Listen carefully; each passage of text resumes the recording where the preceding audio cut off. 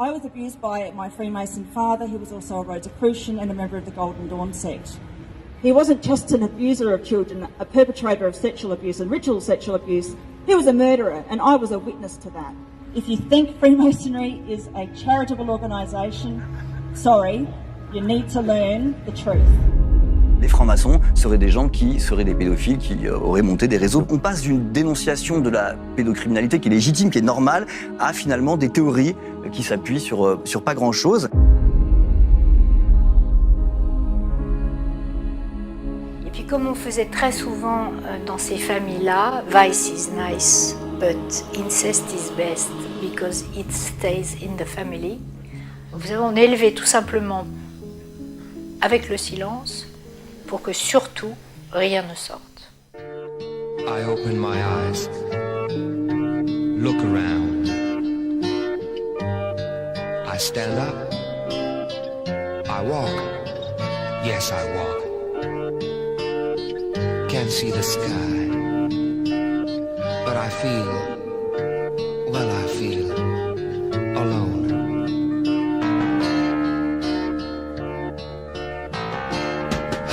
See a flower crown and the sun up in the sky. All around is full of life, though I feel alone in my mind. Comprendre ce que c'est qu'un pédosataniste, oui. Pardon, mais depuis tout à l'heure... Les francs-maçons pédocriminels, ça m'intéressait un petit peu, puis je me suis dit, je vais refiler le tuyau à Fabrice Gouel. Là, au moins, il y a des affaires sensibles, à mon avis, pour 3 ans avec ce truc. Franc-maçon ou franc-maçonnerie, qu'est-ce que ça vous évoque? Antichrist et complot. Je pense tout simplement que c'est servir le mal. Hein. Les francs-maçons? Ouais. C'est quoi ça? Les Illuminati, tout ça là. Les satanistes. Eux, c'est des bâtards. Hein. Ils sont en train d'adorer le diable. Ah, donc les francs-maçons, ils adorent le diable? Oui. Donc ils sont contre Dieu? Oui, c'est contre Dieu. Franc-maçonnerie, c'est contre Dieu. Les francs-maçons, vous savez, cette secte sataniste qui cherche à dominer le monde, vous en pensez quoi, vous? Tous les maçons qui viennent pour participer à un réseau sont déçus et quittent la maçonnerie. Il n'y a pas de réseau. Il n'y a pas de réseau. Il n'y a pas de réseau. Il n'y a pas de secret. Pas de secret. Pas de secret.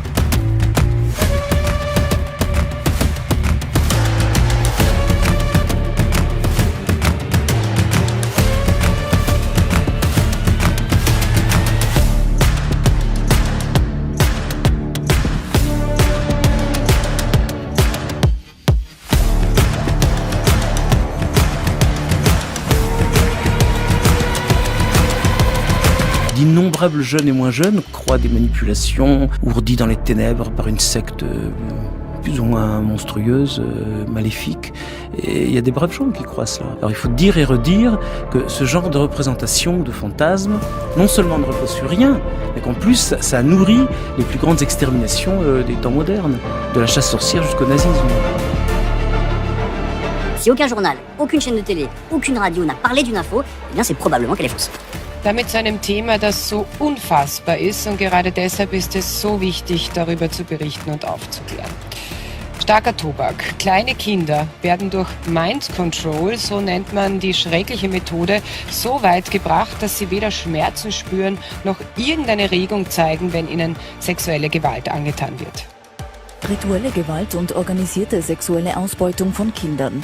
Ein Thema, über das wenig berichtet wird, nur selten gelangen Informationen an die Öffentlichkeit. On n'était pas du tout dans des réseaux satanistes, c'était pas ça du tout l'histoire. Mind Controls. Ein Fall, der vor 20 Jahren Schlagzeilen macht, ist der des Kinderschänders und Mörders Marc Dutroux. Bis heute ist nicht bekannt, ob er ein Einzeltäter war oder einem Netzwerk pädophiler Kinderhändler angehörte. Eben solche Netzwerke sind es, die bei der Tagung der österreichischen Jugendamtspsychologen im Mittelpunkt stehen. Es wird von einer gezielten Abrichtung berichtet, die Kinder darauf trainiert, sexuellen Missbrauch und gewaltwillig zu ertragen. Die Methode nennt sich laut der Sozialwissenschaftlerin Claudia Ignay Mind Control, also die gezielte Spaltung der Persönlichkeit. Also die haben Experten, die ganz genau wissen, welche Form von Gewalt man wie anwenden muss, damit bestimmte Spaltungen entstehen. Zu ermitteln, wie viele Kinder von dieser Form der Gewalt betroffen sind, ist schwierig. Nur wenige Betroffene schaffen es nach jahrelanger Therapie, darüber zu sprechen. Es ist ein Tabuthema und bleibt deswegen meist unter dem Radar der Kinder- und Jugendhilfe. Et loin de moi l'idée de vouloir porter caution à quoi que ce soit de ce style. Mind Controls. The majority of Masons join and undergo rituals and rites that seem to have no meaning. It is only when they enter the highest levels, the circle within a circle, if you will, that the secret knowledge is shared as to what the organization and its rituals are really about. This knowledge is imparted to a select few who achieve 32nd degree status or higher. What these rites are and what this secret knowledge is has yet to be proven. The Masons are one of the most prominent links between victims of satanic ritual abuse. Victims of SRA are in effect victims of MKUltra experiments in childhood. Literally thousands of people from different parts of the country who have never been in contact with each other are telling essentially the exact same story. That as very young children, these people were forced to participate in satanic ritual abuse, including child rape and ritual sacrifice. The consistency of the stories, the links to MKUltra and satanic ritual abuse, seem to be a fantastic story at first. But victim testimony is very consistent, and the association of both programs to high-level Mason members has been repeated many times. Many of the personalities involved in the original MKUltra experiments were high-level Masons, including Dr. Sidney Gottlieb, Dr. George Estabrooks, Dr. Ewan Cameron. How were you chosen to be in the MKUltra program? Glenn Lewis wants to know. I was chosen to be in it because I was born into a multi-generational incest-based family. My father had been sexually abused and ritually abused. My mother had been sexually abused. My grandfather ran a Blue Masonic Lodge. And so the multi-generational aspect of that abuse being passed down from generation to generation meant that I would be born more compliant and easily led. So that's what ultimately made me a target for MKUltra mind control. So my father's sexual abuse of me extended into child pornography. He was trafficking me to my grandfather's Blue Masonic Lodge, to the politicians there.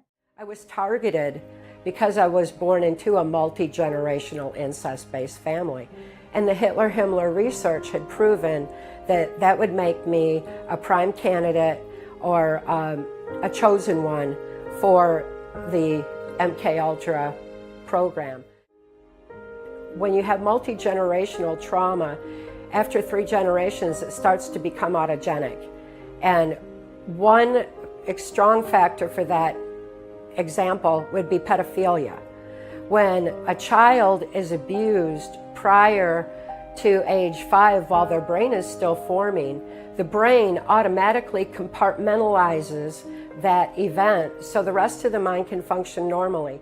The Masonic lodges were a secret society where they had the secrets on mind control and the effects of trauma on the human mind. And they would place people in certain key positions in society. I think it's pretty well understood that if someone was Mason, they would get the good job, or whatever in local communities. Local law enforcement, local politicians, they were part of that Masonic Lodge. And Ford, because he knew those secrets, because he was involved in MK Ultra mind control.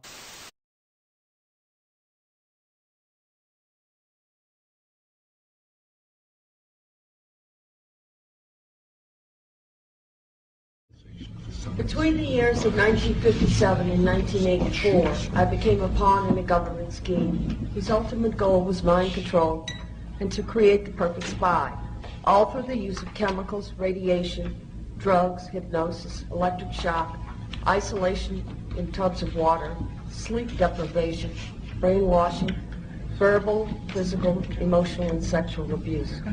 I was exploited unwittingly for nearly 3 decades of my life, and the only explanations given to me were that, quote, the end justifies the means, and, quote, I was serving my country in their bold effort to fight communism.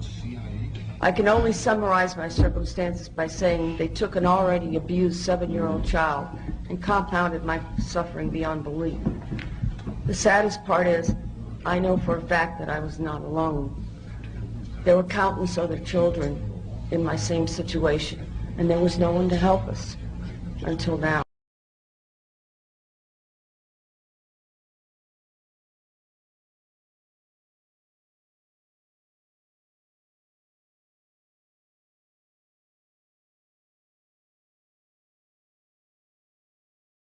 Did you feel that the doctors were deliberately creating dissociation with you?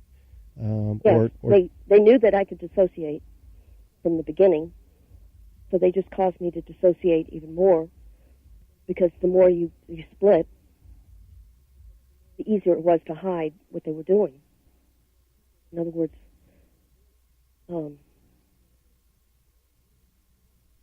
you can only split, they can't make you split.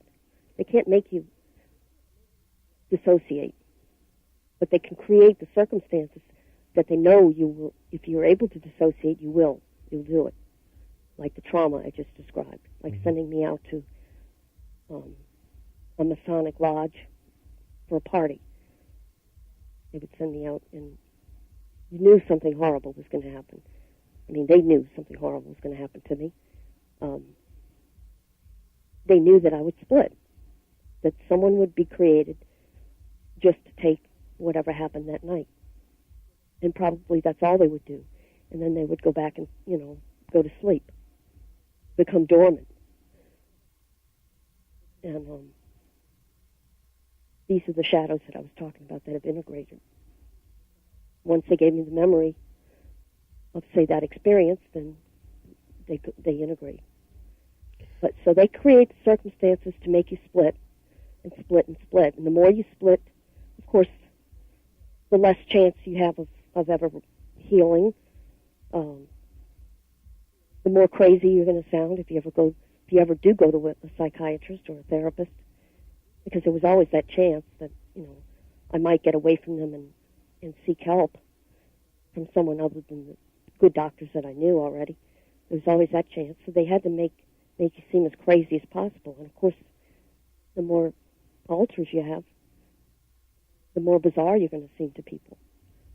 I would remember first the incest stuff, the stuff at home, and then it would gradually go from that to the ritual stuff. I went to a couple of Masonic parties at a lodge that was located right near the research building. It was a research building for animal experiments in New Orleans, and it's still there, as a matter of fact. I've been back there, and they sent me there sometimes for certain tests or for experiments. And there was a Masonic lodge right around the corner from it, and they sent me to a couple of parties there. And these people they go crazy at these parties. And these men, they just get drunk and they just pass you around, and it's horrible what they do. Was it sexual abuse that was going on, or other kinds of abuse at these parties? Yes. they'd make you perform sexually. They'd make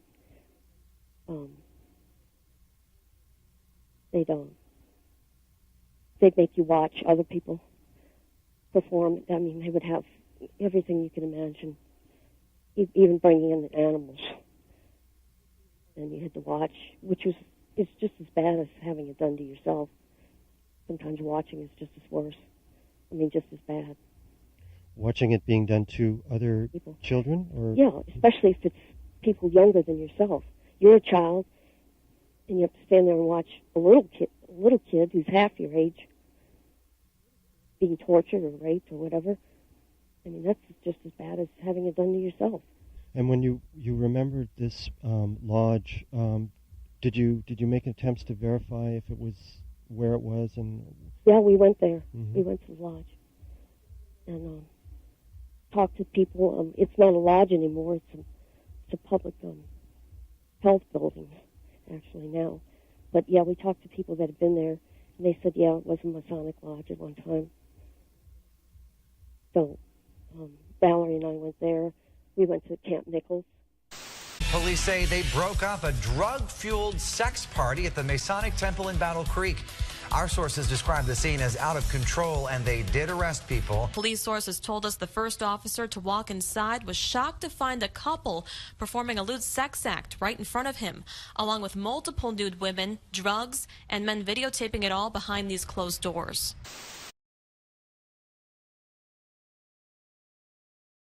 Now, I know you've spoken about the involvement of the Masonic Lodge or some members of the Masonic Lodge involved in or being allegations towards them of being perpetrators of ritual abuse. Can you talk about how you first received this information? Well, early on in my research, when people were coming forward with accounts, some accounts appeared about deviant Freemasons. That is to say, some of the people making allegations were indicating that their fathers had been Freemasons, and that somehow their alleged abuse they thought was connected with the lodge or Freemasons. Occasionally, abuse accounts, if they were true, and I can't say that they were definitively, but if they were true, seem to have occurred inside Masonic lodges.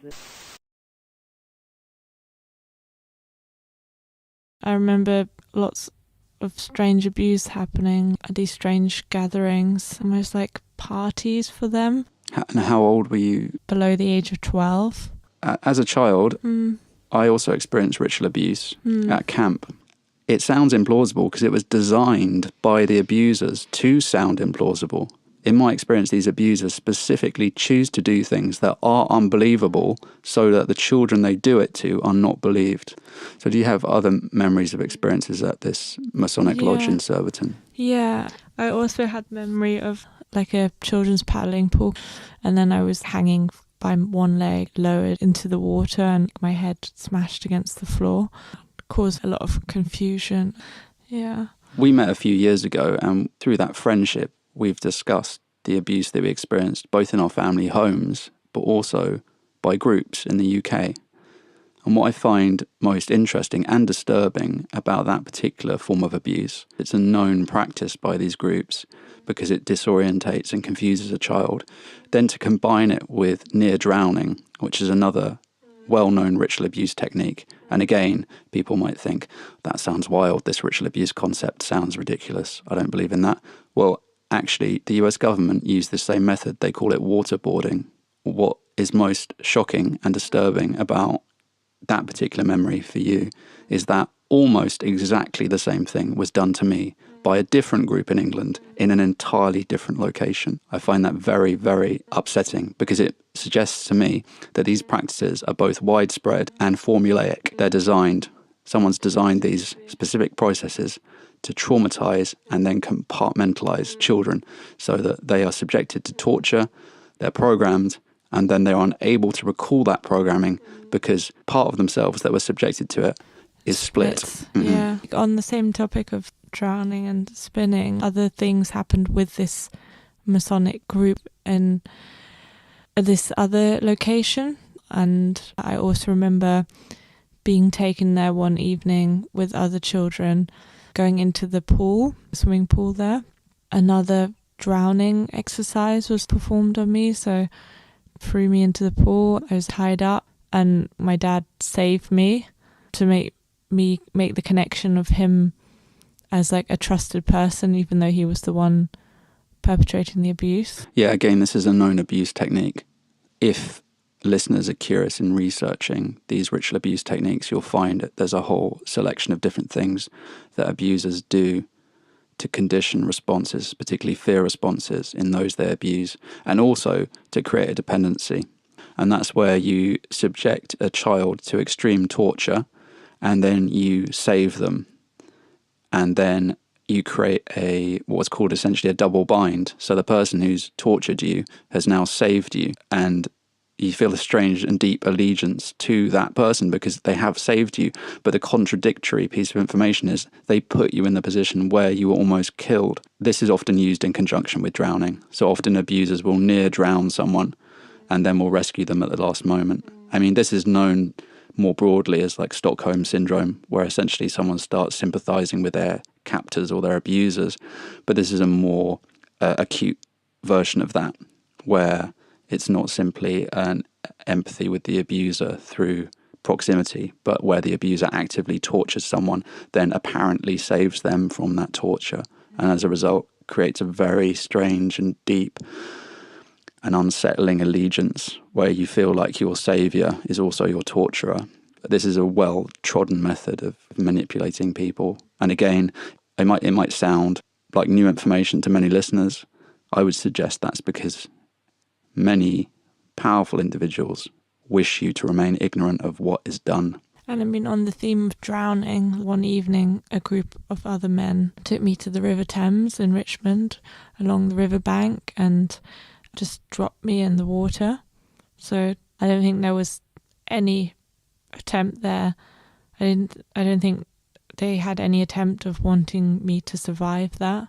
So I just remember sinking down to the bottom of the water, going into quite a timeless state, and being there, it felt like an eternity. Concept of time gets very distorted there. And I just remember at one point, like feeling like there was a choice there whether I wanted to stay alive or whether I wanted to die. But it seemed very peaceful on the other side, and everything seemed much more peaceful than existence in this earth.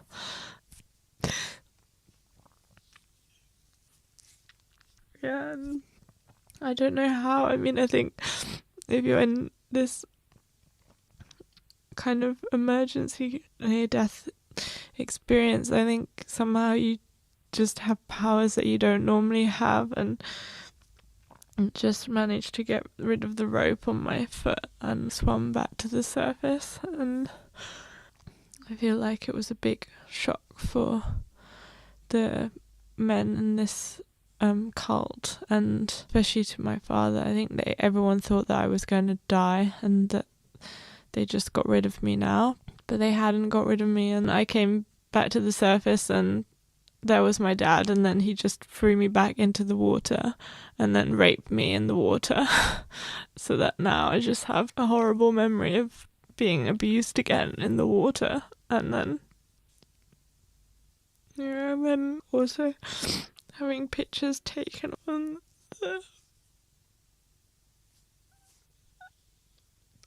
the riverbank and a white night dress. I was only about 7 and Did you feel like at the time there was anyone you could talk to about what was happening? no. Did you feel like you could go to the police? No. Why was that? Because I was abused by a police officer. Mm-hmm. Yeah, again, because if I told anyone...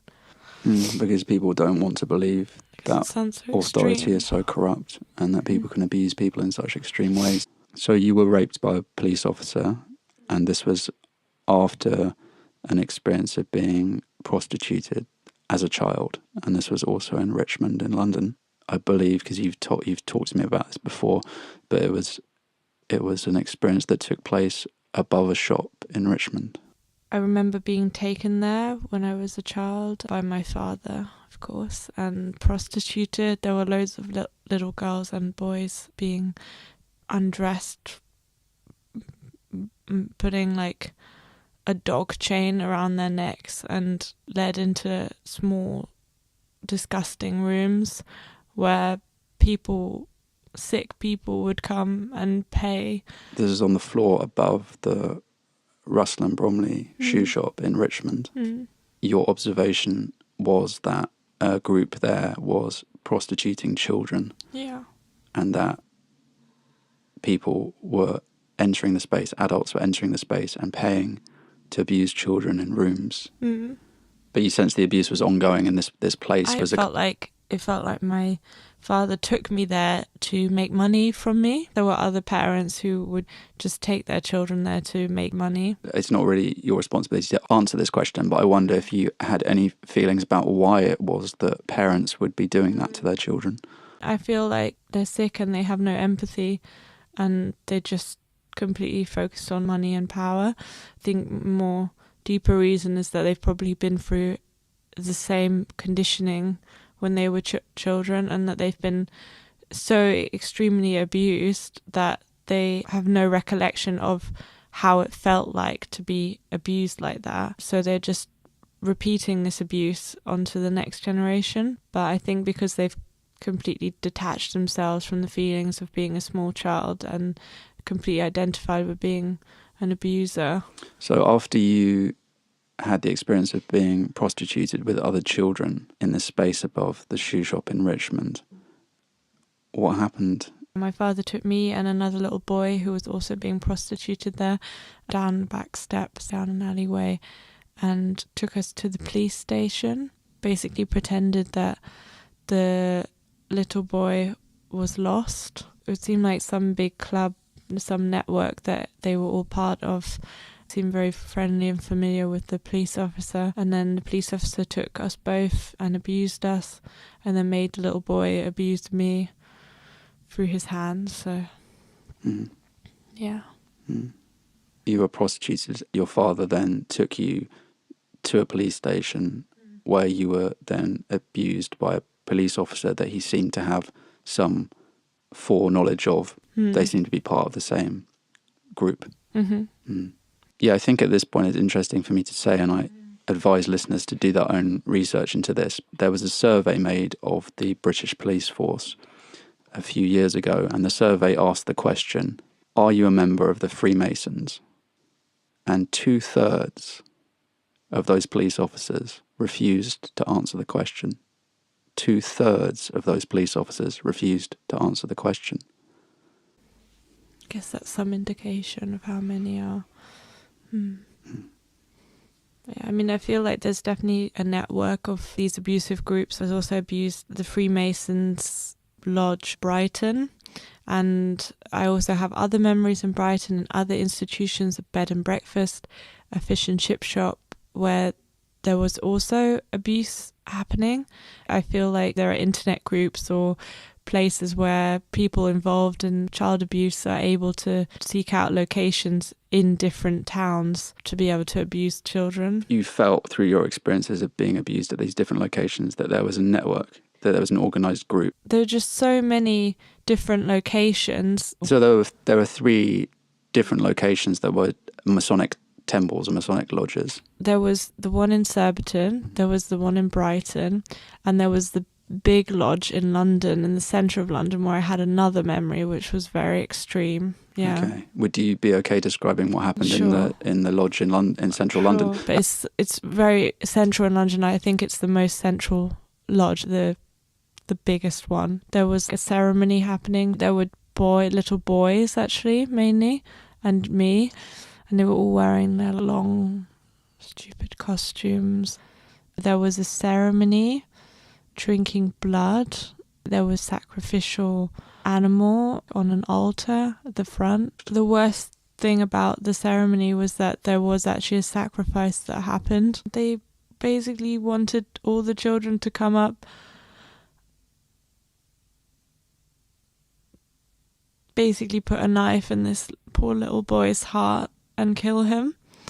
I just remember being in this line, and then as soon as I got to the altar, I just ran away. I hid under a bench shaking, and I just kept hiding and protesting, and they'd try and drag me back there, and I'd kick and scream, and I wouldn't participate.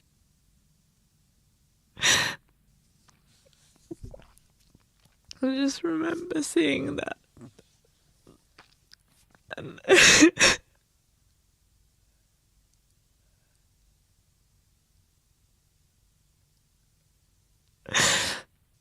because he had done nothing wrong. But I'm glad he could go to a safer place.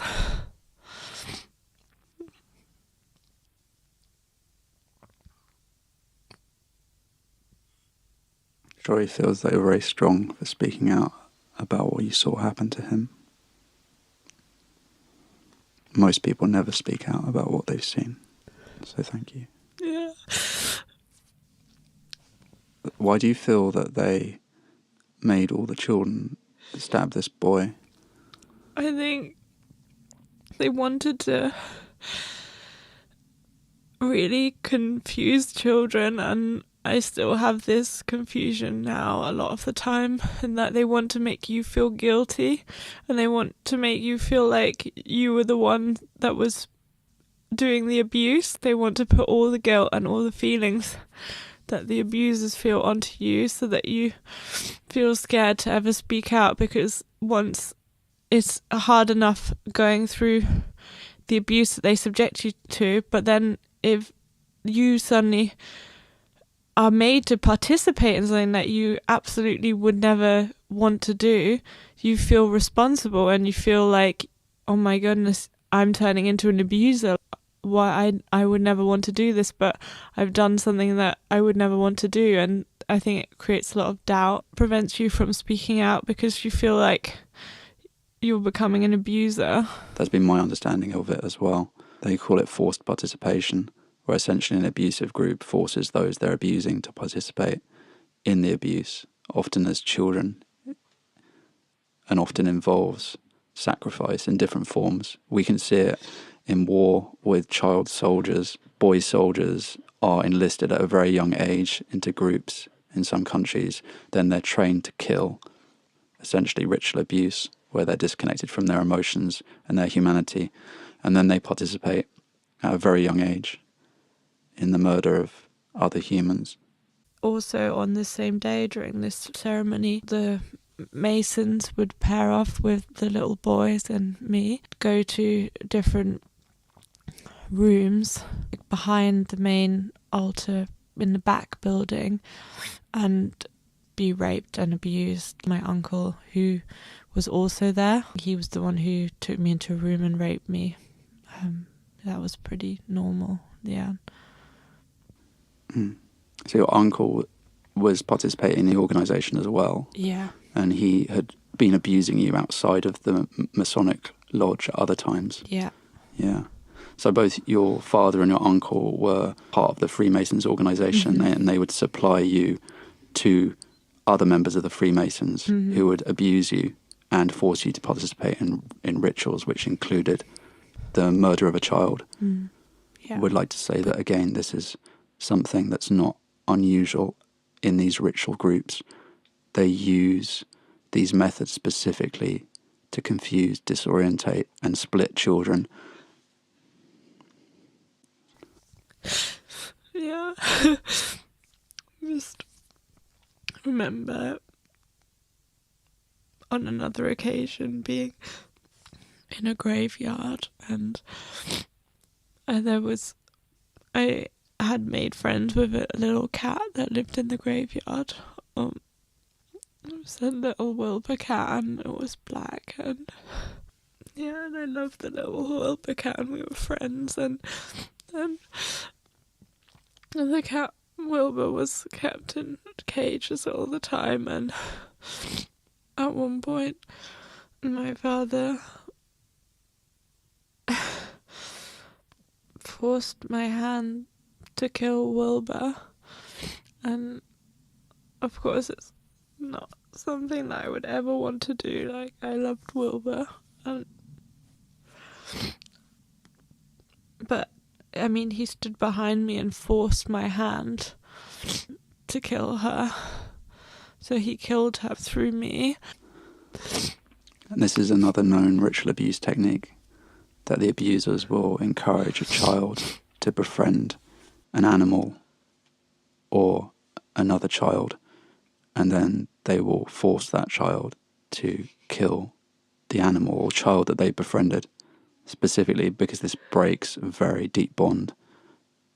And it was done to me. So I know the experience and I know the technique very well. It's not done offhand. It's not been dreamt up on the spot. But to create a situation where a child befriends and deeply loves another being, whether that's a cat or another child, and then to force that child to kill that other being, creates such a deep wound and such a deep conflict in the child. The sense of guilt and confusion is overwhelming because the child feels responsible and the child is told that they're responsible.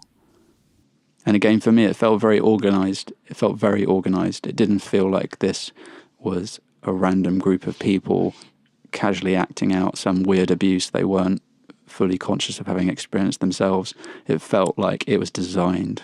It felt like it was well organised and designed. And your experiences seem to echo that. It's interesting to note how many of your experiences involved the Freemasons and these Masonic groups. Yeah.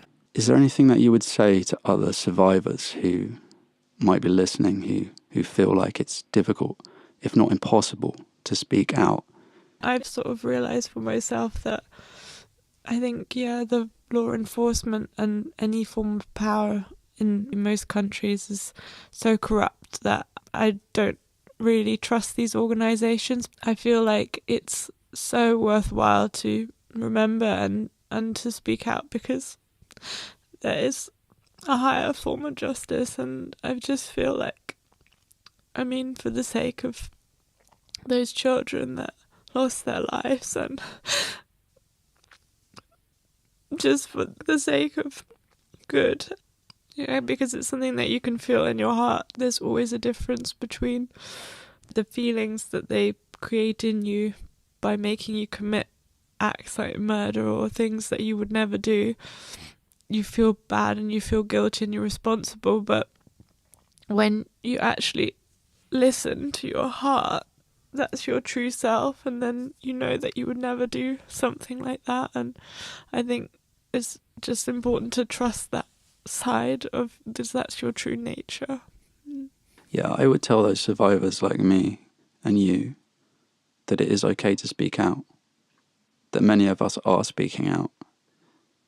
You maybe don't hear our voices as much or as loudly, because a lot of the ways in which we might reach you through television or radio or newspapers are owned by very rich organisations who have a vested interest in this information not reaching you. But don't be confused, there are many of us out here, and there are many of us speaking out. And if you want to speak out, then do. There's enough of us doing it now for there to be strength in numbers. At this point, I'd like to say thank you to our listeners. If you've made it this far, then you've been very brave, because this is a very difficult topic to hear about. Because most people do not want to know what power and authority does to retain power and authority. They do not want to know what happens to children, because many of them had the same experiences or similar experiences. They do not want to reflect or remember that, because it's extremely painful. It's also extremely difficult to remember. Our society does not support the remembering process. Our society supports the forgetting process. So I want to thank you, friend, for everything you've spoken about today, and for your strength and for your courage.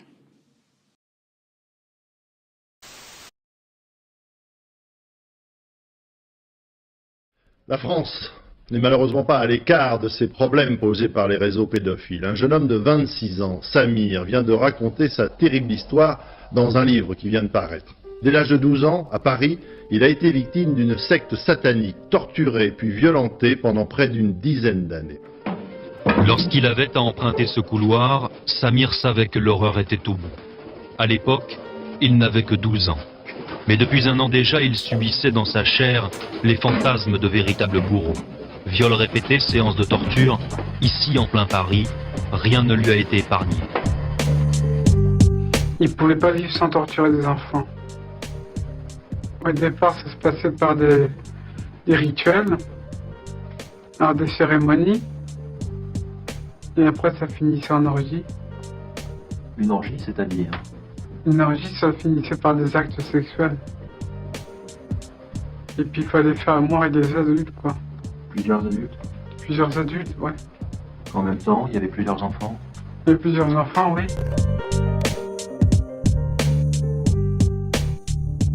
The Hermetic Order of the Golden Dawn, littéralement l'ordre hermétique de l'aube dorée, plus communément appelée la Golden Dawn, est une société secrète ou école à mystère, consacrée à l'étude des sciences occultes.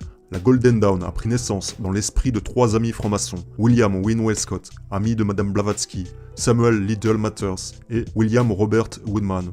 Westcott s'occupant des enseignements kabbalistiques et rosicruciens, tandis que Matters se consacrait à l'enseignement de la magie. En 1901, un scandale, connu sous le nom de l'affaire Horos, a éclaboussé la Golden Dawn. Frank Jackson, sous pseudonyme de Theo Horos, et sa femme Loletta Jackson ont été accusés du viol d'une jeune fille de 16 ans. À l'époque, le juge a conclu que le couple avait utilisé les rituels de la Golden Dawn pour l'exploitation sexuelle de mineurs.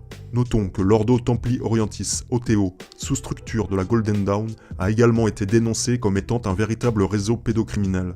La psychologue australienne Rena Michelson avait déclaré, selon ses sources, que cette société secrète était un réseau de pédophiles dont les membres pratiquent les abus rituels impliquant de la magie sexuelle, du contrôle mental basé sur les traumatismes et la production de pédopornographie. En 1995, l'OTO a été répertorié comme secte luciférienne dans un rapport parlementaire de la commission d'enquête sur les sectes en France. Dans son livre « L'enfant sacrifié à Satan », le journaliste Bruno Fouchereau écrit « En Italie, à Rome, l'existence d'un groupe de l'OTO pratiquant des viols d'enfants dans ses rituels a été dévoilée, ce qui fit scandale, car la jeunesse dorée de la ville y participait, ainsi que des avocats réputés. » L'enquête de Bruno Fouchereau rapporte le témoignage de Samir Aouchiche, victime d'une secte paramaçonnique nommée Alliance Cryptène. Voici un passage du livre qui relate le déroulement d'une cérémonie de la Golden Dawn impliquant des enfants et à laquelle Aouchiche aurait participé. Enfin, ils arrivent dans la salle. Là encore, le décor a changé. Les murs sont maintenant tendus de tissu noir, les néons sont éteints et des halogènes éclairent la pièce indirectement. Un immense triangle mauve est dessiné sur le sol et une sorte de damier a été posé en son centre.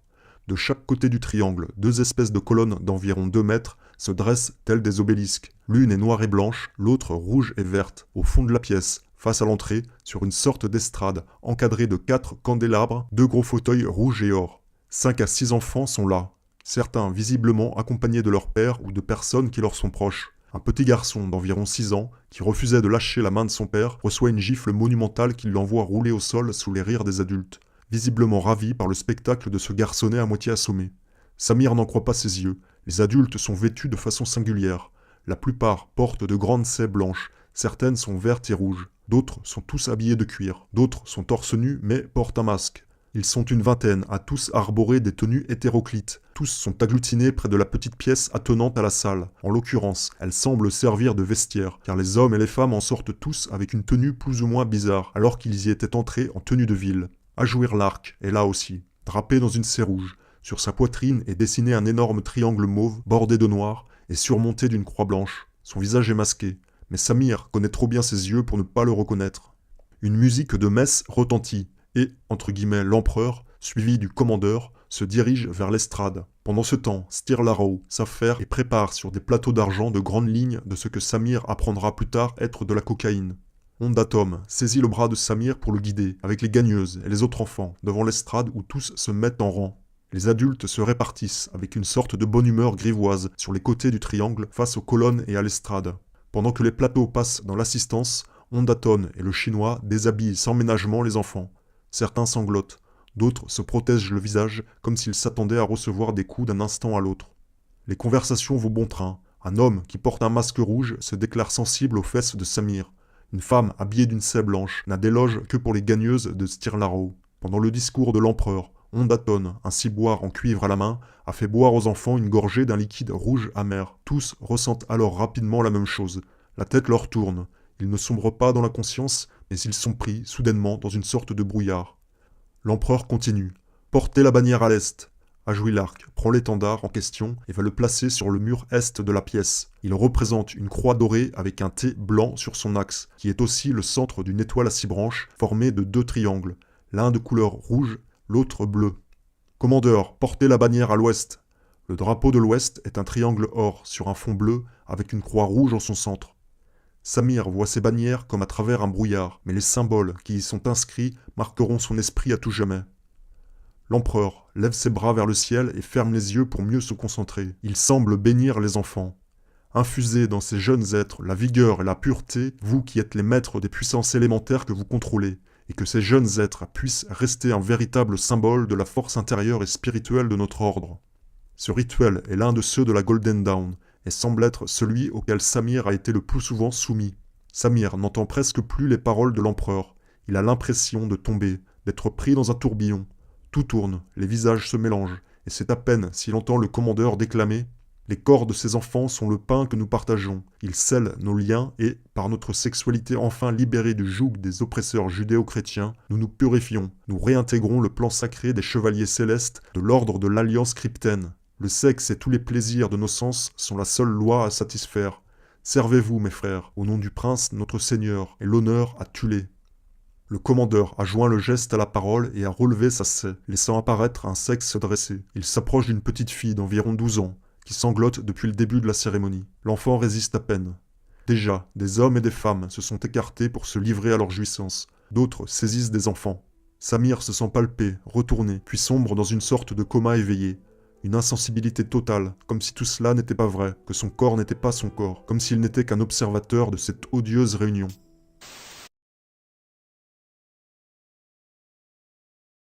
Ich halte das persönlich eher wirklich für organisierte Gewaltstrukturen, die auch einen großen Umfang haben. Also nach dem, was mir die Mandantinnen berichten, gibt es wirklich weit verzweigte Täterkreise. Ich bin Ellen Engel, bin Rechtsanwältin für Strafrecht in Berlin, seit ungefähr 15 Jahren mit dem Thema ritualisierte Gewalt vertraut nicht, aber im Laufe der Zeit habe ich mir dazu eine ganze Menge Wissen angeeignet und viele Mandantinnen und Mandanten getroffen. Ich habe eine Vielzahl von Kindern vertreten, die durchaus fantastisch anmutende Dinge erzählen, und diese Dinge sind tatsächlich so, dass sie immer wiederkehren. Ich habe beispielsweise ein Geschwisterpaar vertreten, das schon seit einigen Jahren aus der Herkunftsfamilie herausgenommen worden war, weil dort anscheinend schlimme Dinge passiert sind. Und das kleine Mädchen lebt in der Nähe von Wolfsburg und der größere Bruder lebt ganz oben in Norddeutschland, und die beiden haben sich auch seit Jahren nicht gesehen. Ich habe beide vertreten, beide wurden vernommen in Strafverfahren und beide haben sehr identische Dinge erzählt zu ihren Erlebnissen, die aber für jemanden, der sich mit diesem Thema nicht auskennt, klingen wie Fantasiegeschichten. Da ist dann die Rede davon, dass irgendwelche Wölfe oder grüne Drachen ihnen Schlimmes angetan haben, dass jemand ihnen einen Stock in den Popo gepiekst hat, dass sie rote Götterspeise essen mussten und danach sich nicht mehr so richtig erinnern können, was passiert ist. Das waren Dinge, die gleichlautend waren bei diesen Kindern. Und mit den Kindern hat es aber trotzdem nicht dazu gereicht, dass eine Anklage geschrieben werden konnte, weil eben einfach die Aussagen solcher Kinder, die so fantastisch anmuten, ja keinen Beleg dafür bringen, dass den Kindern tatsächlich etwas Schlimmes passiert ist. Und diese Kinder sind einfach nicht in der Lage zu sagen, es war in dem und dem Jahr, an dem und dem Ort und die Täter sahen genau so aus. Wenn das stimmt, was die Kinder erzählen, und viele Kinder haben es übereinstimmend geschildert, dann ist es möglicherweise so, dass tatsächlich die Täter Kinder gezielt verwirren, um eben deren Unglaubwürdigkeit darstellen zu können. Es gibt sehr häufig Videos und Fotos, die hergestellt werden, die ausgetauscht werden untereinander, die angeblich im Darknet gehandelt werden. Und diese Beweismittel sind natürlich auch Beweismittel, die die Täter stark machen, weil sie damit natürlich auch die Frauen in der Hand haben. Das ist in der Tat immer eine große Sorge, die die Mandantinnen haben. Sie berichten häufig davon, dass sie selbst schlimme Straftaten begangen haben. Dennoch ist diese Angst in den Mandantinnen groß, dass, wenn sie etwas zur Anzeige bringen, dass dann auch ihre eigenen Tatbeiträge von der Staatsanwaltschaft angeschaut werden. Und da gibt es aus meiner Sicht dann aber bei Personen mit dissoziativer Identitätsstörung das Problem, dass die möglicherweise gar nicht schuldfähig waren im Zeitpunkt der Taten. Ich habe schon die unglaublichsten Geschichten gehört, die ich nicht glauben wollte und auch nicht glauben konnte, weil es wirklich so schrecklich klang. In sehr vielen Fällen gibt es beispielsweise ärztliche Atteste, die beweisen, dass den Frauen in den Fällen wirklich schlimme Gewalt widerfahren ist. Ich habe eine Mandantin, die hat immer wieder in ihren Geschlechtsorganen schlimmste Verletzungen gehabt und durch Besuche in Krankenhäusern wurden dort auch Scherben beispielsweise rausoperiert und die Ärzte gehen davon aus, dass das nicht selber zugefügt worden sein kann, diese Verletzungen, sondern dass das tatsächlich eine Dritteinwirkung gewesen sein muss. Also natürlich ärztliche Atteste sind immer ein toller Beweis. Dann gibt es ganz häufig schon alte Therapieberichte aus der Kindheit von Mandantinnen, aus denen man vieles herauslesen kann, wenn man so etwas zu lesen weiß.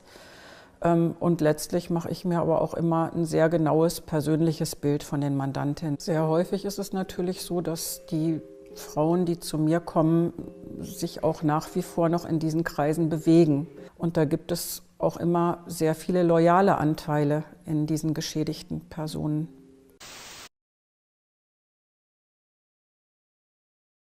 I couldn't put the pieces together because I didn't have the correct verbiage to make it understandable. But when I first heard you talk about non-state torture in 2004,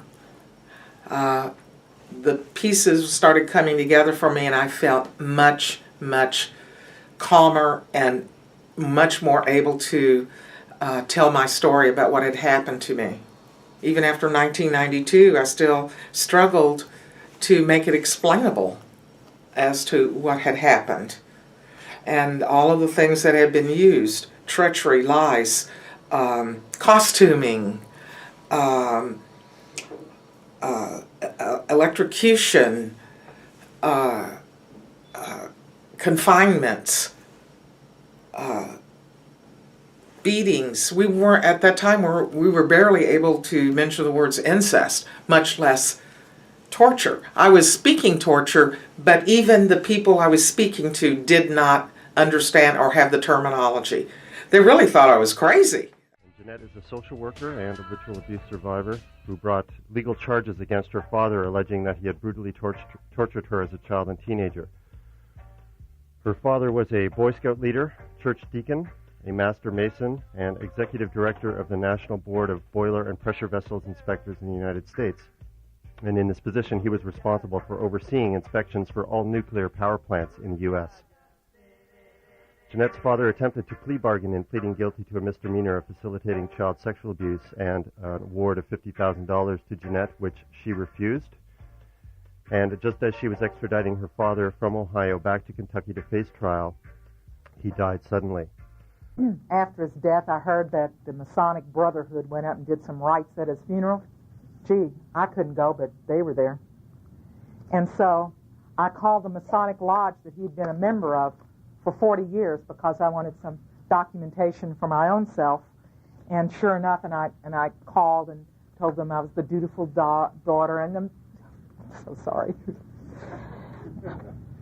And so I got back the documentation that Mr. Blank of blank address was a member of Jeffersontown Lodge number 774 in blank, Kentucky, date of birth, blah, blah, blah, blah.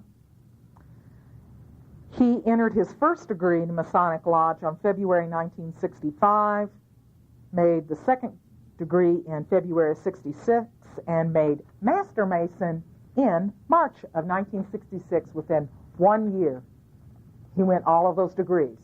Gee, how is that possible? I don't know. But I got that. Is there a correlation? Well, in this case, for this particular lodge, I believe there is some collaborative evidence there.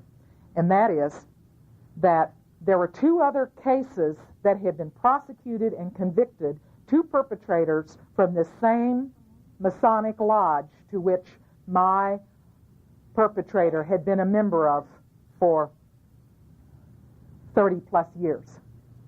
Is there a correlation there? Gee, do birds of a feather flock together?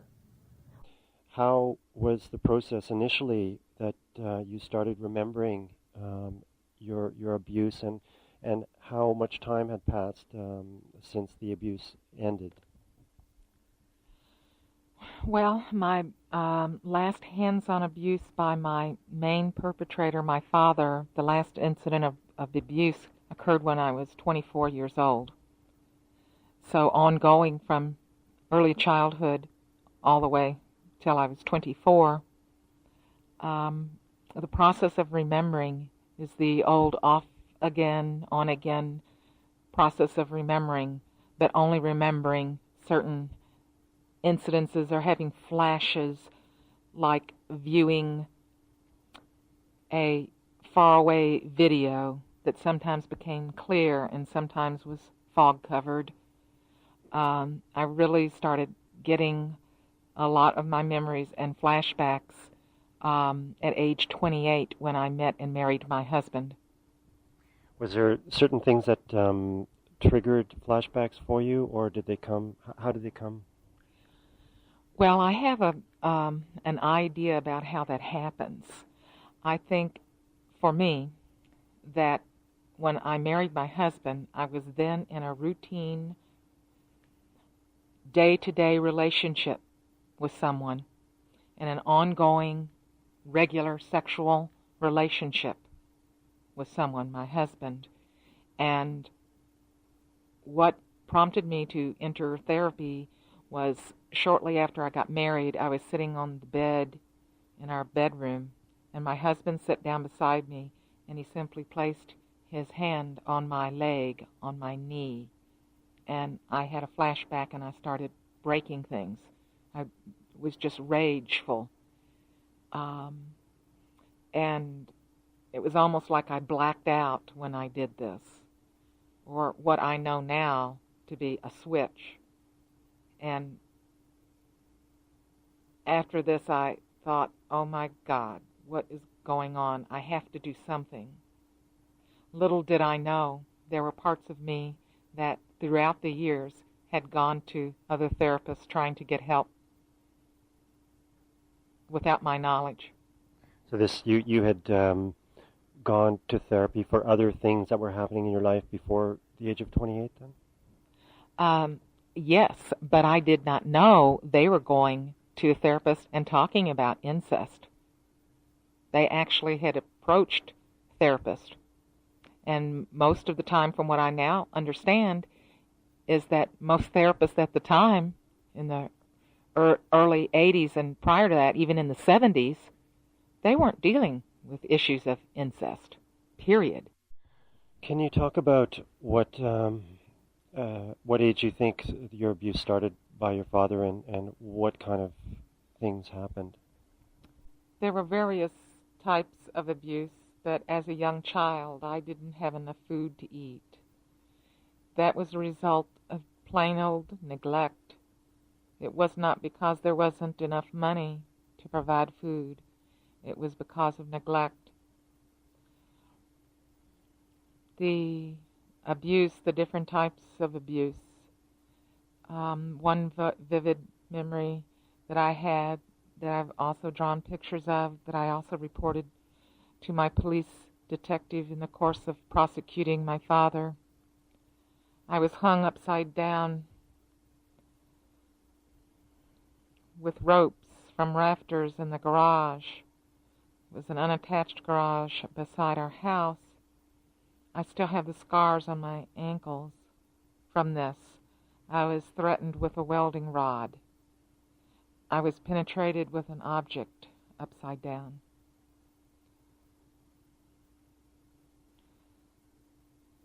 Other types of abuse would be simply just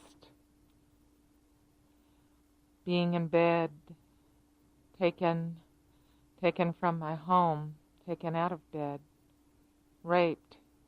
It could be any time of the night. It could be with people I knew or did not know.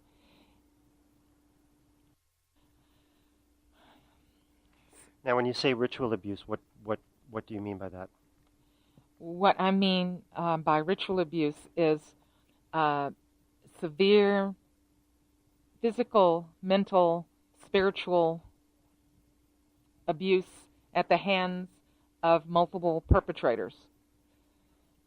I mean abuse that is taken in a context of not only a spiritual or religious belief, but abuse that is very hard to define as why, which all victims ask ultimately, why? It is abuse that is torturous. It involves torture. It involves threats of torture. It involves threats to your person, to your very being of your soul. It involves threats to humanity. It involves threats to persons that you hold dear. It involves threats to your pets. Do you have any indication, or some of these other perpetrators that were outside of your family, what was the relationship to your father? Some were known to him through his fraternal organization. Some were known to him through his religious organization, which I definitely feel he never belonged to the religious organization. It was simply a way to procure more victims. I was not his only victim. I was not his only victim in our family. He had multiple victims outside of our family. When I revealed to one of my father's relatives, his only remaining direct relative, this relative revealed to me that she had been raped by two of the same family members that had raped me as a child. I was able to document at least 3 generations. The police also had photographs and access to the site where I was taken as a child in the context of ritual abuse. The evidence existed. Not only did my main detective investigate and believe me, I had other police officers that supported me, that accompanied me to approach the district attorney. Did you feel that specifically the Masonic context had anything to do with the ritual itself? Was there Masonic elements to the ritual abuse? I don't necessarily feel that there was. I feel that birds of a feather flock together.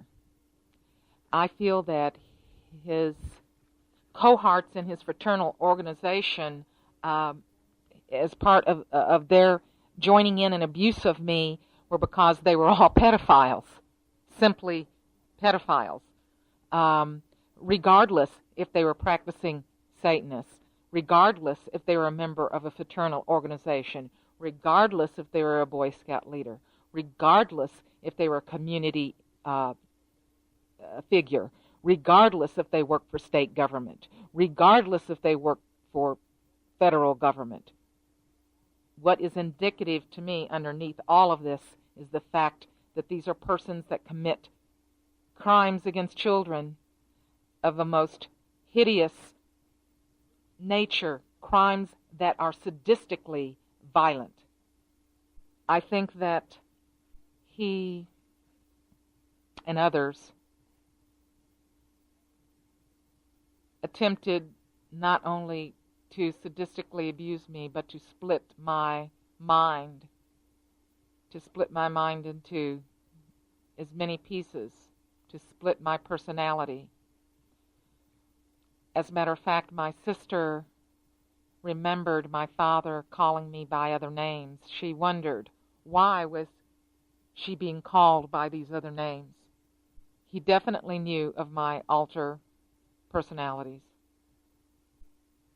Do you think he had, I mean, this sounds a lot like the deliberate creation of multiple personalities with the mind control, government-funded mind control experiments. Did you feel that your father had knowledge of these kind of techniques, or he just picked up somehow that you did have multiple personalities and then continued to use that against you?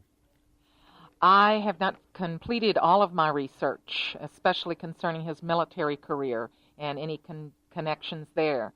From what I know now, I would find it very remote that he would have known this on his own, the capacity to induce this. However, I do believe that, not only do I believe, I know that organizations, whether we want to call them Satanist or whether we want to call them organized pedophile clubs, whether we want to call them mind control, are very much aware of multiple personality defense systems. They definitely know about it, and they seek to create it as a way to keep their abuse of the victim hidden. They use this in a manner that protects their identity.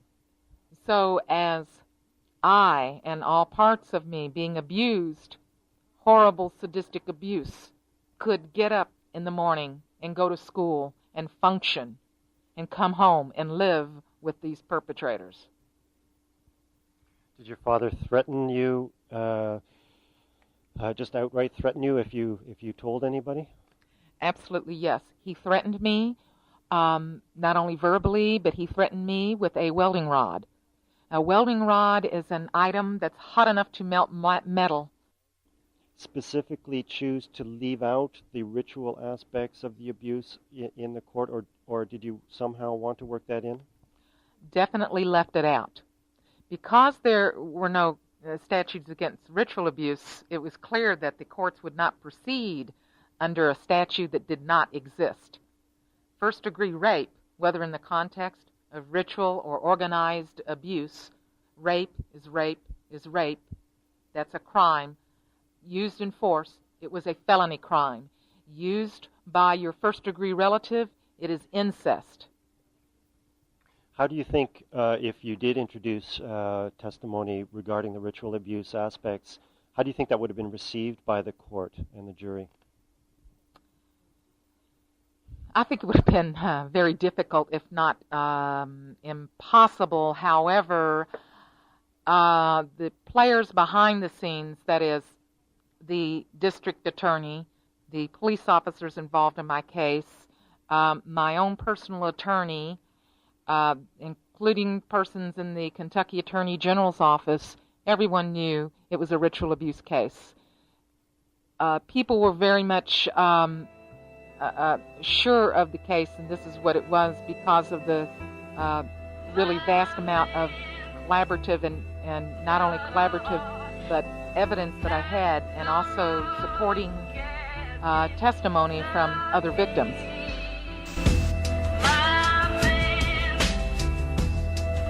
My name is Ellen Lachter. I am a psychologist in private practice in California, published in the subjects of ritual abuse and mind control. These mechanisms are: 1. Coerced harm under direct torture. 2. Organized criminal terrorization. 3. Sophisticated psychological manipulation of victims' dissociated identities. The contexts within which extreme and sadistic abuse occurs are: 1. Ritualistic abuse, that is ceremonial or systematic abuse or torture, usually beginning in childhood by multiple perpetrators to gain long-term or lifelong control of victims' minds and behavior for furtherance of the abuser's spiritual, criminal, ethnic hate, religious hate, or political objectives. 2. state-sponsored torture, including government-sponsored mind control projects, such as the CIA's MKUltra program, torture of political prisoners, training of military special forces operatives and espionage agents, and training of child soldiers. Have you yourself, Doc, ever been involved in anything really heavy duty where it traces back? And I mean, I know you can't say a whole lot, but have you ever traced back some of this stuff? I mean, it is ritual abuse. It means it is persistent, it's repetitive, and have you ever traced it back to powerful figures? Oh, well, oh my gosh. I will say that I've heard so many credible reports of a lot of Masonic, a lot of horrible abuse happening within Masonic lodges. And there are a lot of powerful people obviously connected to Masonic lodges, that I do believe that a lot of ritual abuse happens within Masonic lodges. Now, I am not saying that all Masons by any means are practicing evil. I don't believe that.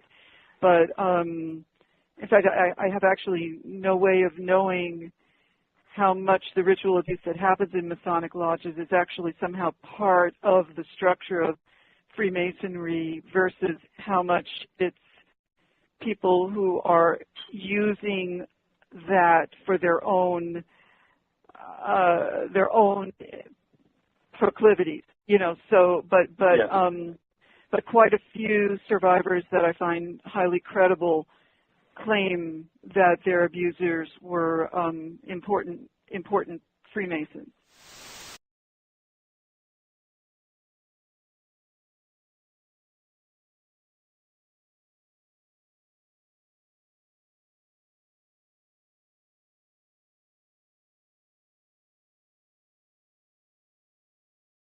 And you've focused on specific issues with your releases of the Stone Angel information package. Maybe we could talk about the different issues that you've released and what they focused on. Yeah. Initially, it was and personal descriptions of having gone through cult ritual abuse, and then we began to realize that a great percentage of the survivors had also been involved in Masonic cult ritual abuse. Their grandfathers were Masons or Shriners, again, in different parts of the country. And we started looking a lot more closely at that because it seemed to be a common thread. Mm-hmm. And once the presidential hearing had been conducted in Washington in 1995, and the survivors of childhood mind control experimentation came forward with their testimony, and that became part of the public record, we were then able to we were then able to publicly come forward with the information about the mind control experimentation that had been described by certain survivors, and the military connection began to come in there. And again, the Masonic was also a common thread. Research has been conducted by Dr. Stephen Kent, a sociologist at University of Alberta, on cult practices, deviant religions, and it is the focus of his work that the Masons seem to be the secret society who come up over and over again whenever cult practices are disclosed by survivors or investigated by researchers. We certainly brought the Masonic information forward, and we paid for that in lots of ways. The mind control experimentation wasn't addressed directly at that time.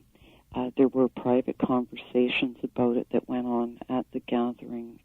I put a few small advertisements in the Globe and Mail, notifications about the upcoming conferences, and just the 3 or 4 words describing it, the Masonic connection generated phone calls and letters from survivors across Canada who described themselves as being Masonic survivors living in terror. And they were invariably the daughters of Masons or Scottish Rite Shriners, the daughters of Masons. And they began describing, again from all across Canada, memories of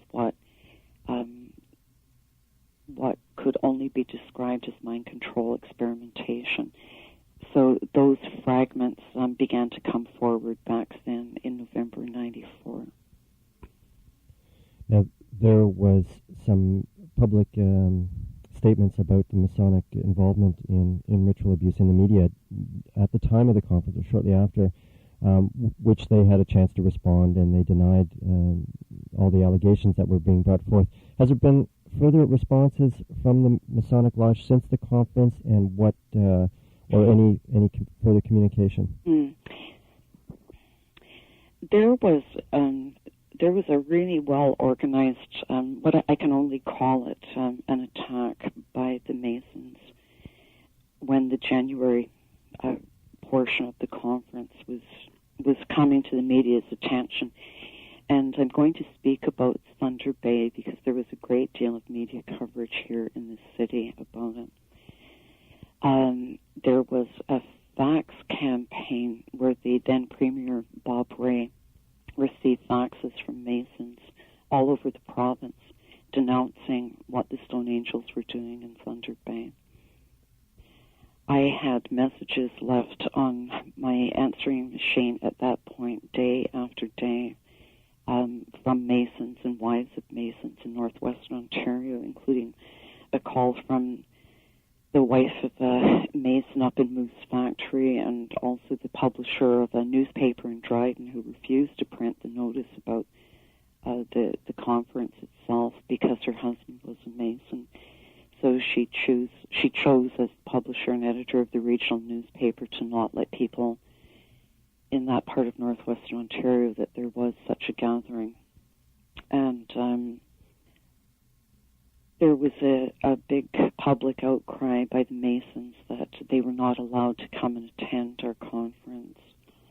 And we were very explicit and very clear about Masons not being allowed to attend. Registration was closed to survivors and therapists and service providers. That's who it was designed for. And I received a series of calls from two particular Masons over a period of time here in Thunder Bay. One of them was a retired policeman, Peter Toohey, who also went on television denouncing what we were doing.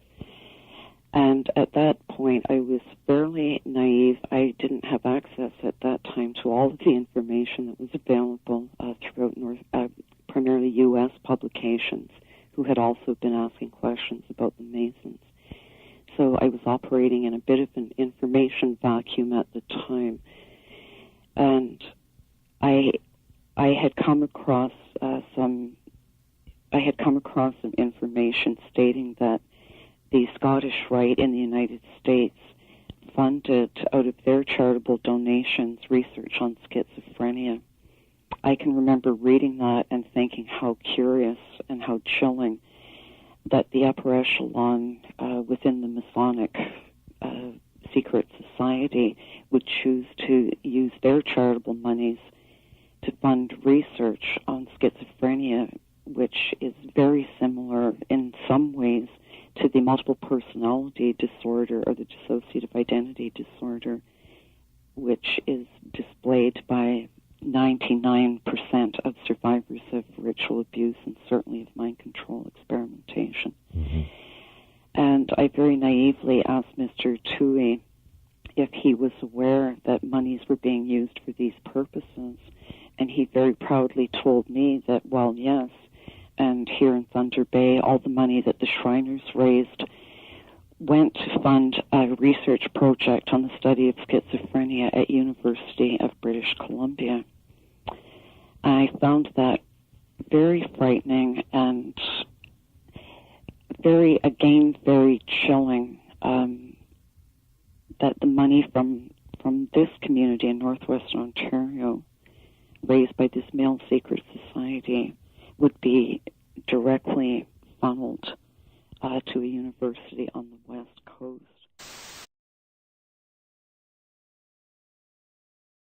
I was really quite perplexed by the appearance of Freemasonry in a fairly significant number of accounts. That is to say, I was not getting any allegations about other kind of philanthropic or civic groups. I was not getting accounts about Kiwanis or Lions Club or Knights of Columbus or Rotarians or whatnot. It was only deviant allegations about deviants involving Freemasons, sometimes in Masonic lodges. And my sense all along is that even if some of these allegations are true, ordinary Masons would be appalled at the material that I was hearing. But nonetheless, I was faced with a dilemma of trying to make sense out of what I was hearing. So I undertook an investigation of Freemasonry. I had already published an encyclopedia about Freemasonry several years earlier in the second edition of the Canadian Encyclopedia. So I had some background. And what I found is that related to Freemasonry are countless splinter groups. These splinter groups involve usually just men. Sometimes women get involved in traditions involving high ceremonialism, elaborate rituals, and so on. So, for example, if one goes back a couple of generations, one can even find Masonic connections to a group like the Solar Temple. These are people who I often call them ritual junkies. They love the pomp and ceremonialism that they see in Freemasonry, but they want to go farther with it. Freemasonry does not have a developed sense of a demonic figure in it. That is to say, there aren't these kind of rigid satanic versus God images that appear in Christianity. What I did find, however, was some mentions of Lucifer, but more importantly, a sense in some of the upper-level rituals that God was a threefold character, Jah, Bulah, Jah possibly referring to Yahweh, Bull referring to Baal, and so on. The Baal reference is a reference to pagan gods in the Hebrew Bible, Old Testament gods who required child sacrifice. So, ordinary Masons would talk about the god Jah, Bulah, and not really think too much about what they were saying, but it was plausible to me that Masonic deviants, these people I call ritual junkies, might see that in this God figure you combine both good and evil. You combine a higher God with a God who required child sacrifice.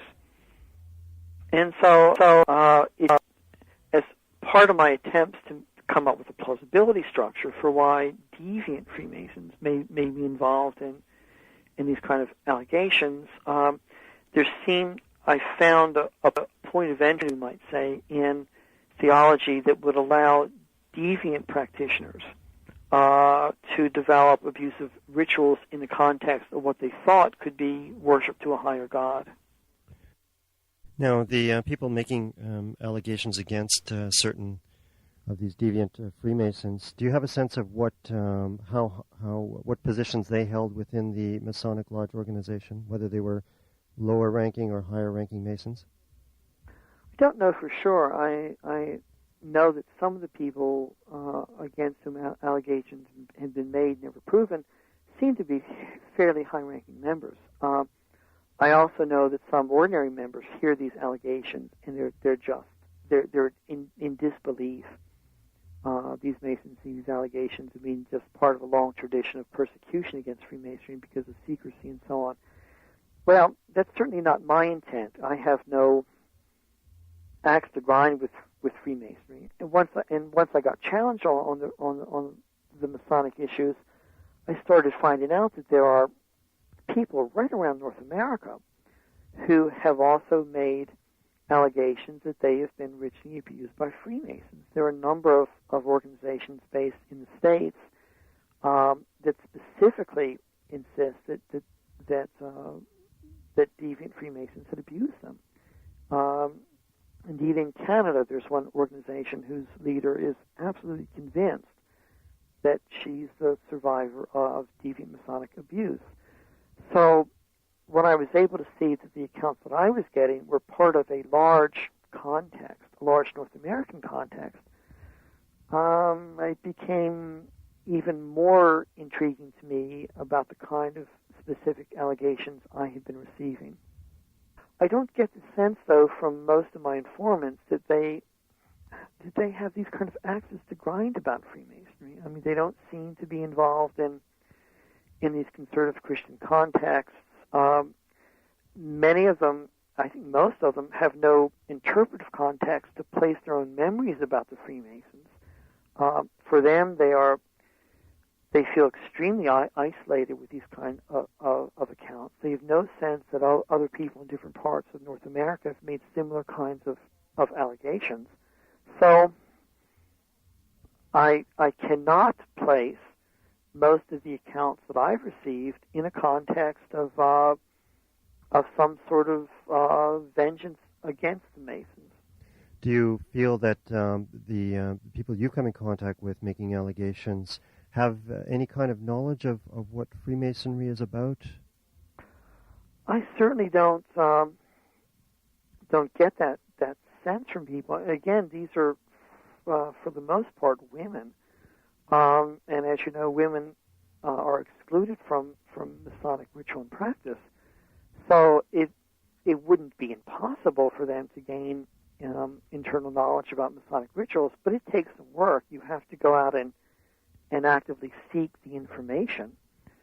So I just don't get any sense that these people have a vendetta, or at least most of the people have any kind of vendetta against Freemasonry. Now, within the accounts coming from the survivors, do you get the sense that what they're telling you is in terms of the ritual, specifically Masonic? Are there specific Masonic elements to the rituals themselves that come forth? Some of the content of the rituals seems to take place in Masonic lodges. So many people talk about altars. Some people talk about black and white floors. Some people talk about pillars in the ceremonial area, and so on. You know, I've had some people who have these memories and try to get a context for them, and because their fathers were Masons, will actually try to get into Masonic lodges so they can look at them and see if the lodges have any semblance, similarity to what they're recalling. Again, ordinary Masons would be appalled at these kind of things. I have absolutely no indication that any ordinary Masonic rituals involve anything even close to child abuse. It's in the deviance inside Freemasonry, and possibly some of these splinter groups that hold the most concern for me. It's entirely plausible for me to imagine, for example, that deviant Freemasons would pull some material from some of the extremist writings of Aleister Crowley, or take some of Crowley's statements about children and sex literally, or some of Crowley's statements about child sacrifice or human sacrifice, and take them literally and build rituals around them. The Crowleyites insist that Crowley was talking metaphorically, but if it's written down, any tradition is going to have fundamentalists and literalists, people who read it and think it's true and then act upon it. And, you know, I have some friends, not close friends, who are Masons, and, you know, this stuff just seems to be wholly outside of their experience. But I've got repeated accounts, and there are accounts similar to the ones that I've gotten right across North America. Il y a quelques années, le gouvernement australien a mis en place une commission d'enquête sur la pédocriminalité. Elle a rendu son rapport en décembre 2017. Tout comme la Civise en France, les enquêteurs ont recueilli de nombreux témoignages de victimes et survivants lors d'entretiens privés. I'm Peter McClellan, Chair of the Royal Commission into Institutional Responses to Child Sexual Abuse. Since we began, the Commission has been contacted by thousands of people. Our commissioners have heard hundreds of individual stories. Le site internet de la Commission a rendu public de nombreux témoignages de victimes. Chose peu étonnante, nous y retrouvons de graves allégations concernant des groupes de francs-maçons.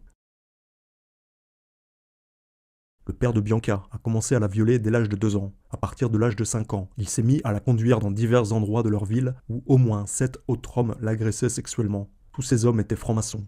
Bianca se souvient de la canne maçonnique de son père, de son tablier et d'un livre qu'elle appelait le catéchisme des maçons qu'elle voyait chez elle. Bianca a calmement lu son témoignage devant la commission, décrivant les sévices sexuels que son père lui a fait subir. Elle a décrit avoir été maltraitée par d'autres hommes, en présence ou non de son père. Je savais qu'ils utilisaient du matériel maçonnique. Bâtons, cannes, livres, tabliers. Il y avait aussi un sac spécial avec des choses dedans, dira-t-elle.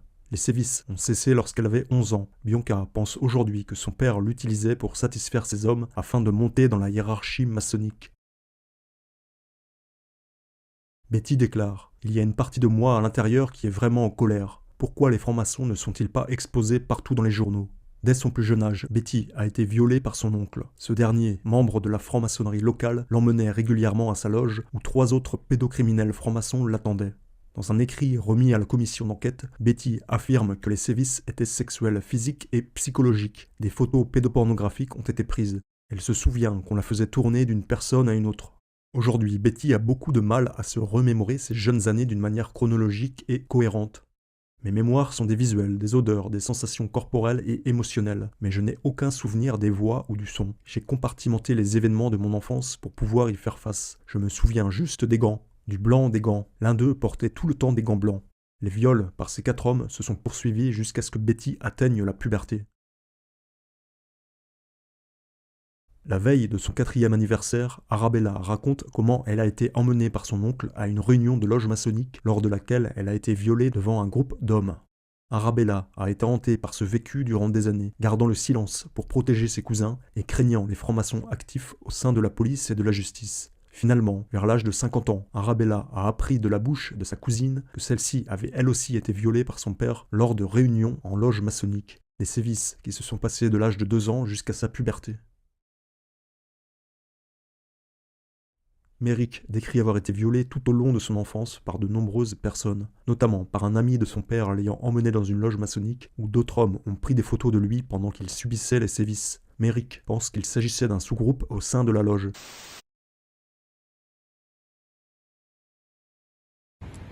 I was abused by my Freemason father, who was also a Rosicrucian and a member of the Golden Dawn sect. If you think Freemasonry is a charitable organisation, sorry, you need to learn the truth.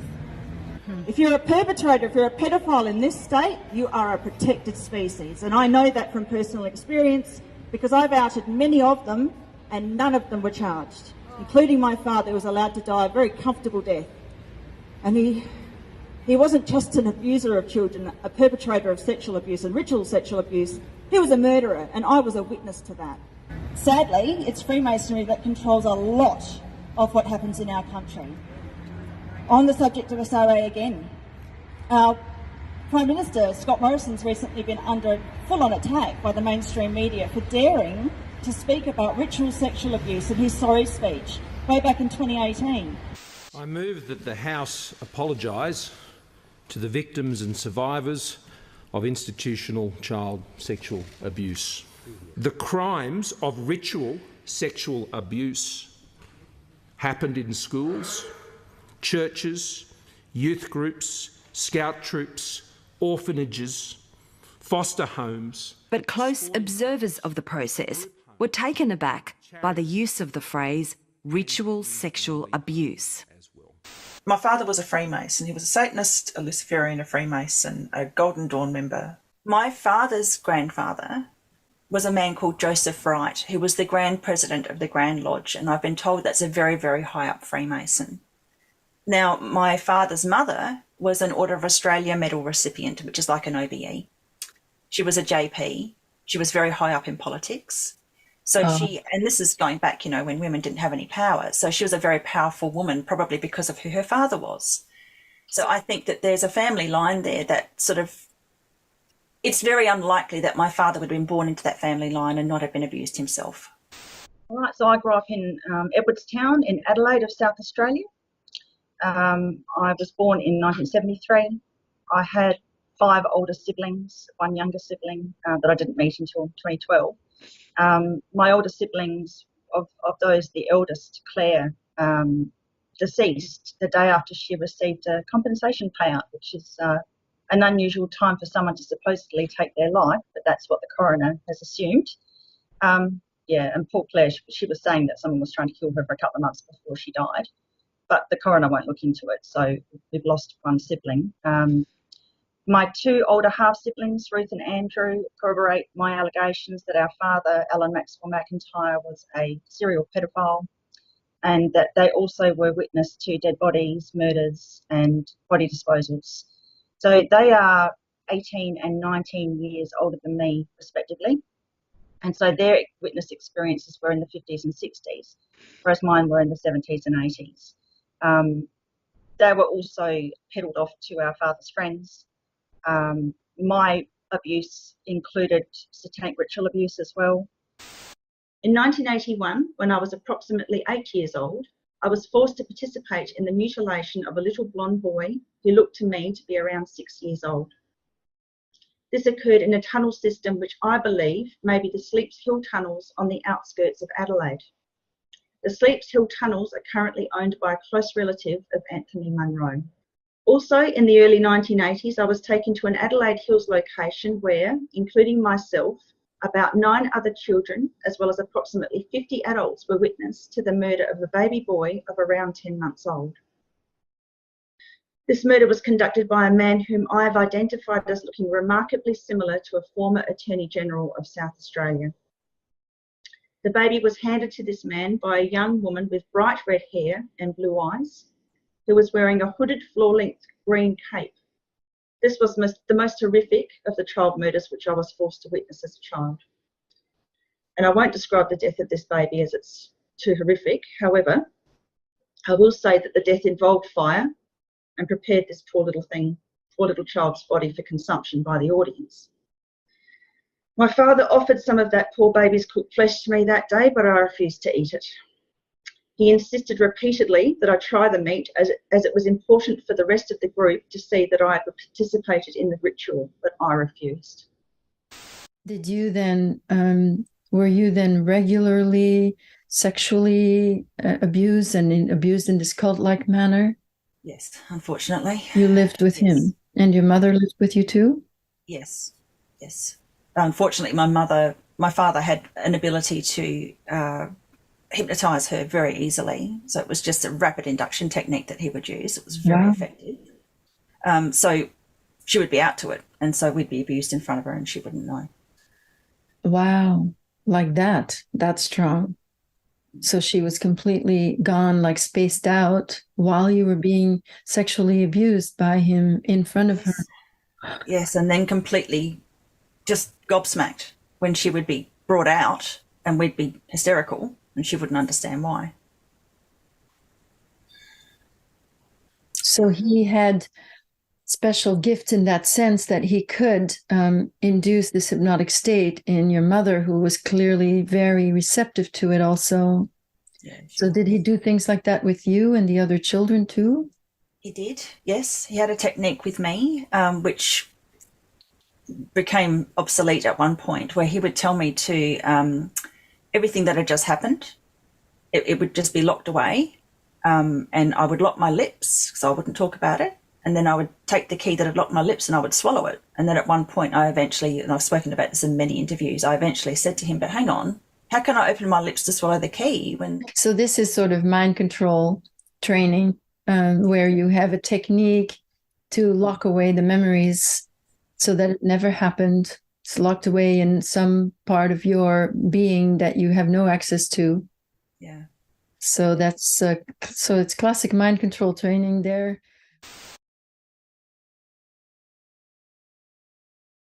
Basically, my father had a lot of friends in the police force, and they did things that weren't right. We as children were offered up to his doctor friends for any experiments they wanted to perform on us. We were involved in child pornography, experimental medicine, you name it. That's what happened. Because my father didn't care about his children. He was a psychopath. He told my sister Ruth, my younger sister, that he only had children and a family as a cover, as a disguise for what he did. So he could have two lives, the family man with children, etc., and then the other life, basically. My father would abduct children, and I'll say this, he used to source his children from the orphanages. They were simply taken out and they were crossed off the list, and then they disappeared. More than about 600 children were reported missing from I think it was the Goodwood orphanage where he used to source his children from, and we're not allowed to know anything about it, okay? Well, my father used to take them to our house right from the late 50s right through to 1965, and he would butcher them in a wooden house down the back. And he would sell their body parts to a friend of his who was the chief surgeon at the Queen Elizabeth Hospital. My father used to make pornographic movies with these children that he'd take out of the orphanage. Now, I wasn't there, but my sisters were. And there were animals involved, like dogs, etc. There were people with professional cameras, lighting equipment, those umbrellas that open up to diffuse light, full on child pornography. And that was normal. And there'd be police coming to our house. They were friends of my father. This week's conference is the 2011 Annual Ritual Abuse, Secretive Organizations, and Mind Control Conference, August 2011 in Connecticut. Some of our goals are to help stop future occurrences of ritual abuse, to help survivors of ritual abuse, to name the groups that have participated in alleged illegal activities, and to unite those working to stop ritual abuse. This weekend, you will get to hear a variety of speakers talk about ritual abuse, secretive organizations, and mind control from different perspectives, showing the possible connections between them. Thanks. Please use caution while listening to this presentation. It may be triggering. All accusations are alleged. The conference is educational and not intended as therapy or treatment. Kristen Constance has a diploma in community welfare and professional counseling. She works with people with disabilities, some who have been abused severely. She is a survivor of alleged Masonic and Order of the Eastern Star ritual abuse within a multi-generational family. She has been healing for 20 years. Her topic is alleged ritual abuse by Freemasons and the Order of the Eastern Star, co-Freemasonry in Australia. And now I'd like to introduce Kristen.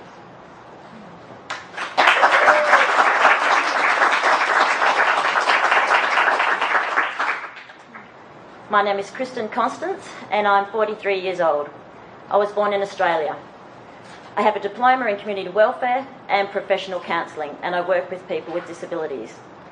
I was ritually abused and mind controlled between the ages of 3 and 9 in the eastern states of Australia. Ritual abuse occurs in Australia and is at the core of a criminal stratum that manufactures child pornography. Individuals in these criminal groups have been successfully prosecuted, but the groups themselves and larger networks have not.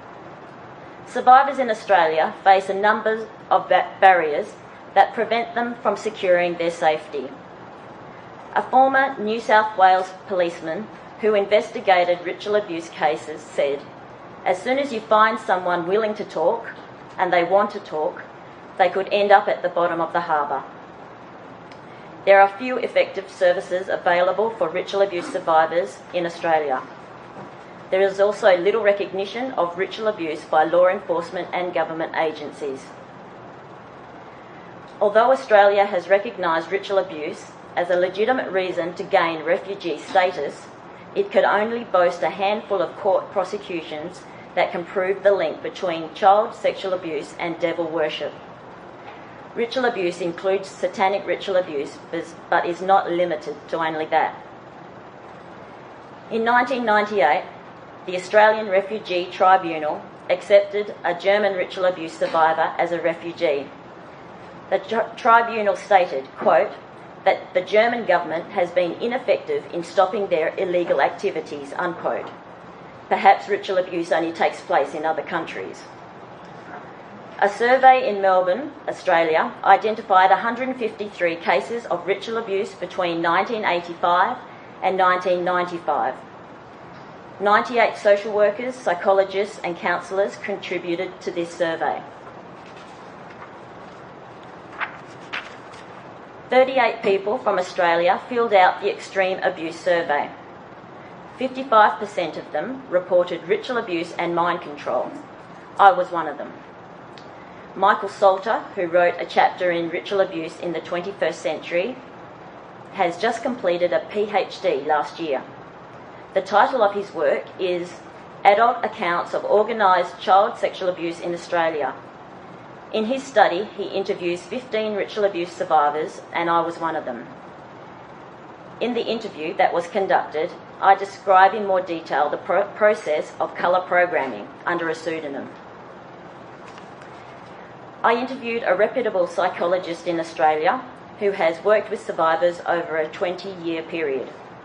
She has seen approximately 20 clients who say they have been ritually abused and mind controlled. Out of those 20 survivors, 2 of them have allegedly been abused by Freemasons. My grandfather was a 33rd degree Mason who belonged to several Masonic lodges. He and my grandmother founded a chapter of the Order of the Eastern Star in the suburbs of Sydney. I have been in therapy for 20 years now, 16 with my present therapist. The most difficult part of my recovery has been healing from a left-right colour program split that regularly dissociates me. I started having trouble with my memory in my second year of studying nursing when I was 18 and I could not pass my exams.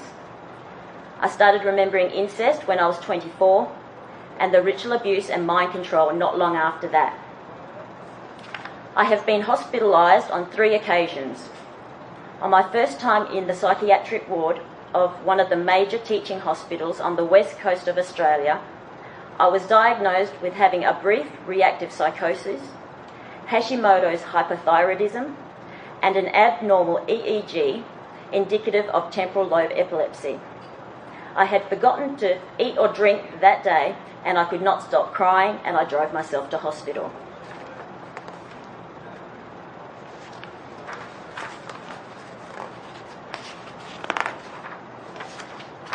My first psychiatrist gave me a diagnosis of borderline personality disorder, but she quickly changed that to dissociative identity disorder as the alters made themselves known. Not long after the diagnosis, I tried to commit suicide in a park opposite a Masonic building. I survived taking 3 bottles of pills. I swallowed a bottle of anti-anxieties, a packet of antidepressants, and a bottle of antipsychotics. I did not even go to sleep. I consider myself lucky because my family moved from the east coast to the west coast of Australia when I was 9, and as a result, the ritual abuse by cult members stopped. Other types of abuse continued, but being taken in the middle of the night to attend rituals stopped. My sister, who is 7 years older than me, also has memories of ritual abuse. One day when I was 26, she asked me if I remembered the underground chambers. I replied yes. She then asked if I remembered the children crying. I said no, but I know they were there in the other rooms. My sister does not remember as much as I, but I am sure she has a lot more damage than me. She did not leave the east coast of Australia until she was 16. My sister believes that she has been through a process which Scientologists call PDH, or pain drug hypnosis. She believes that some organisations use the technique of applying pain with drugs accompanied with hypnotic suggestions. These suggestions or commands are also known as implants. Scientologists have been describing this process since the 1950s. When my sister has had sessions on the galvanic skin response monitor, or e-meter, that Scientologists use, she had readings that suggested she has experienced hypnosis in her past.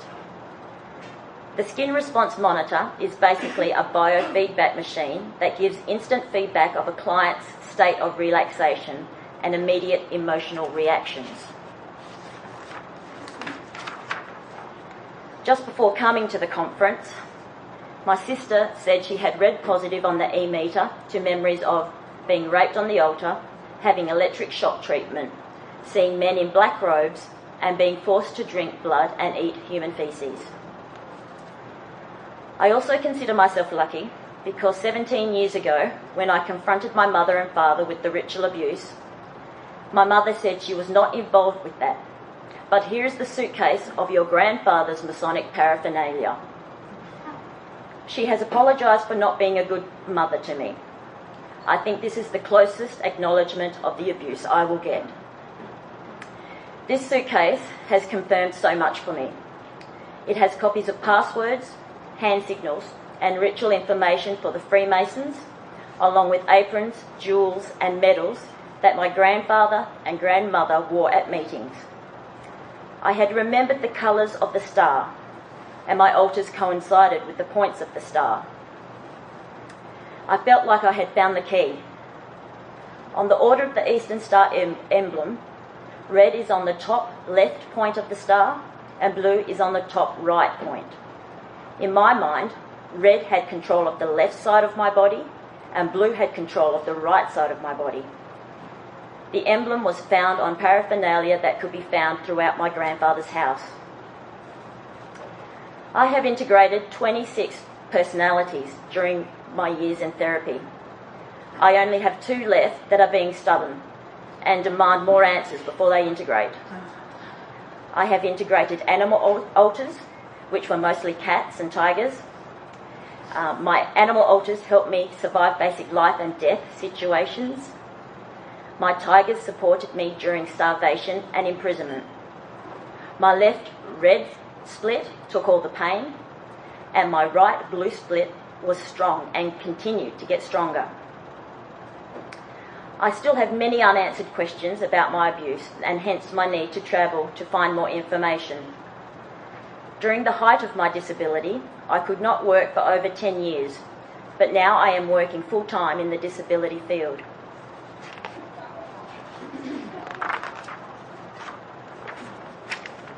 I remember being in cages, electric shocks, being cut, raped, photographed, drugged, hypnotised, starved, light deprived, beaten, oxygen deprived, and sleep deprived. I have been put in coffins with spiders. I have participated in rituals inside halls and in outside bush settings. I have been tied to altars. I have participated in mock births and deaths. I remember trapdoors in halls and have been taken numerous times in the middle of the night to attend rituals. I have been cut, pricked, and pierced for bloodletting to be used in rituals. I have sustained type 4 damage of female genital mutilation, which is the least kind of damage that can be sustained, according to the World Health Organization. The colour programming I went through took place in underground chambers. Each room had a different colour, and different programming was perpetrated in them. Colours seemed to correspond with the points of the Eastern Star: blue, yellow, white, green, red, and black in the middle. The red room had a light, a gurney, a table full of torture instruments and electric shock equipment. The right side of my body was covered up, while experiments with electricity took place on the left side of my body. Electrodes were placed on my joints and produced crippling pain that I experience to this day. My head was free as they whispered things into my ears, and electric shocks were applied to each temple. This was how red was created and reinforced. A woman asked me programming questions, and no matter how I answered, I was always wrong. I dissociated many times. Red and her alters appear to be a groundwork for a sexual victim that can be passive to pain under any circumstance. She tolerated many blood rituals and rapes and feels most of my pain. In the blue room, there was a blue light, a gurney, electric shock equipment, buckets and a sink. The left side of my body was covered up and the right side of my body received electric shocks. The shocks were applied to my muscles and I often felt stronger after these sessions. Blue appeared to be a personality created to obey orders and feel no pain. She can be very angry and aggressive and will do whatever it takes to survive.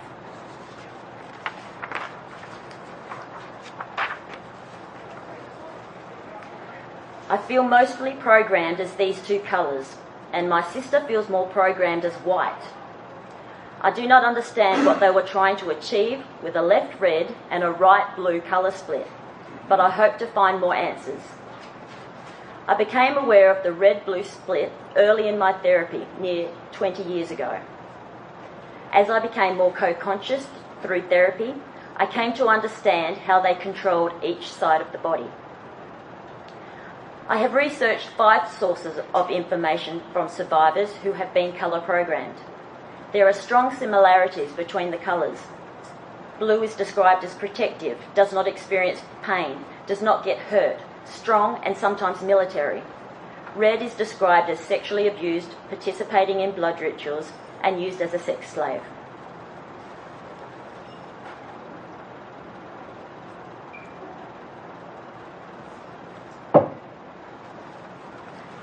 I don't know if everyone programmed by the Masons receives this basic type of colour groundwork. I suspect that according to personality type, certain colours are accentuated and worked on. Perhaps order of birth has some influence over which colour is accentuated. I don't understand what they were trying to do or what they were trying to create. I tend to wonder about what their master plan was meant to be. Red experiences pain from my left ankle, knee, hip, elbow, ear and eye, and left temporal lobe. When I have been triggered, I end up curled up in front of the heater on my left side, in pain. I experience my right blue side as unaffected by the abuse. I don't have as many nightmares as I used to, but I am still having sleeping problems. I have not been able to sustain many relationships, but I am proud of an ever-growing circle of friends. I have never wanted children. I have always wondered why people would want to bring children into this world. I assumed all children would be hurt and have chosen not to have any. The methods that have helped me the most in my healing include Gestalt therapy, massage and exercise. I am doing a lot of walking and cross-training at the moment, so both sides of my brain can learn to work together. It seems a very long process for both my left and right hemispheres to learn to communicate and coordinate together. The left side of my body has sustained a lot of injury. My brain seems willing to sacrifice the left side of me for my ultimate survival.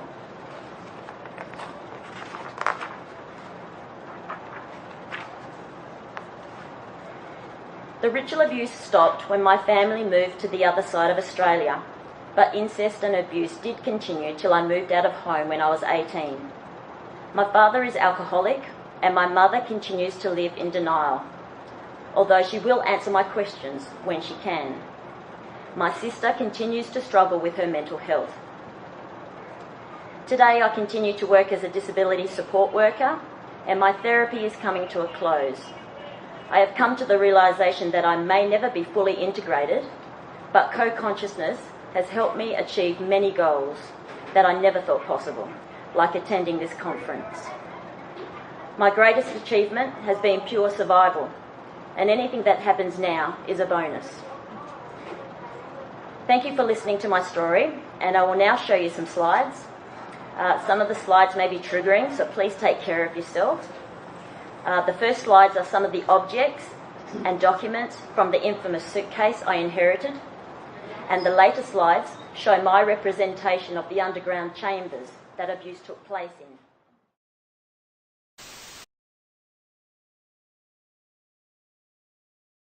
I'd like to present our first speaker, Dr. Randy Noblet. He is a clinical psychologist in private practice. He is has developed a lot of expertise, somewhat against his will, in the area of ritual and cult abuse.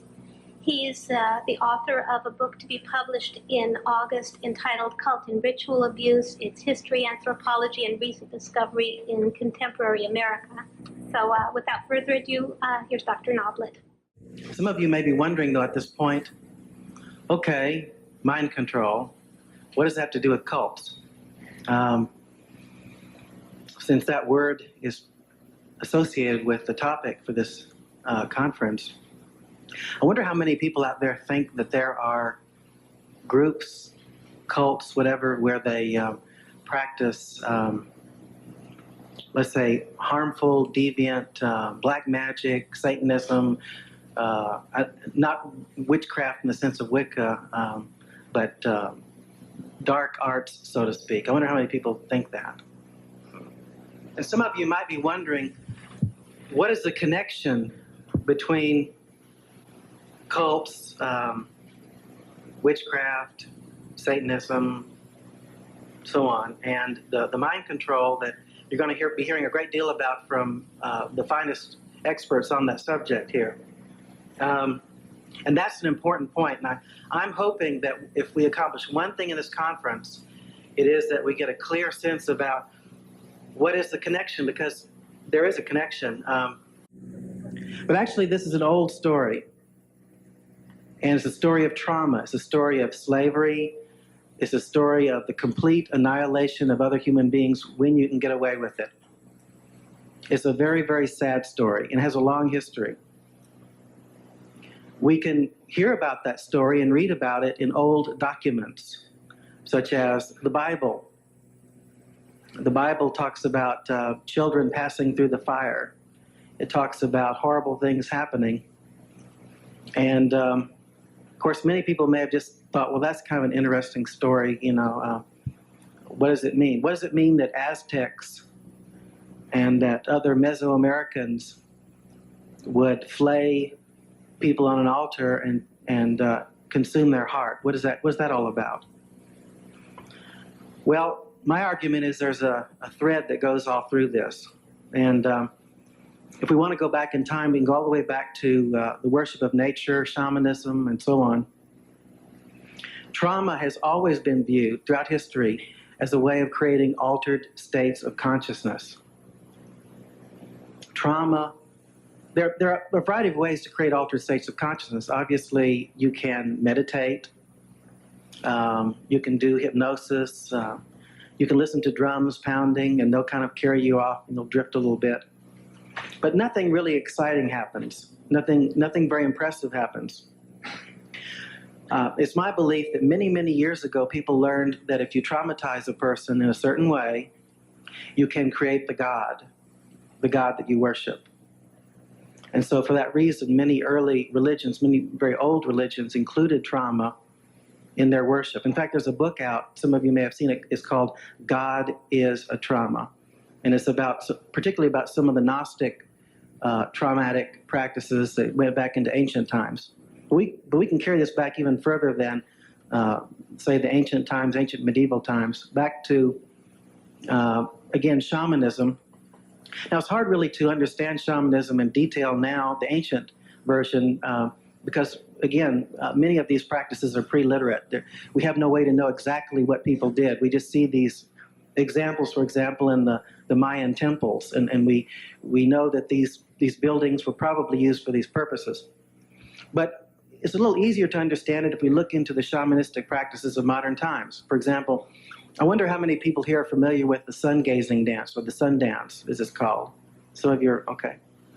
Well, this is still practiced in North America. Some of you may have seen the movie that came out some, I guess, 20 years ago, A Man Called Horse. And in the movie, I thought it was totally fictional, because I didn't think you could ever get anybody who would agree to be lifted up but with hooks stuck in their pectoral muscles. I didn't figure a big line would establish with people waiting to do that. And I assumed it was totally fictional, but as it turns out, I was doing some reading on shamanism, and I read a modern day account. I saw photographs of them doing the sun dance now, the sun gazing dance.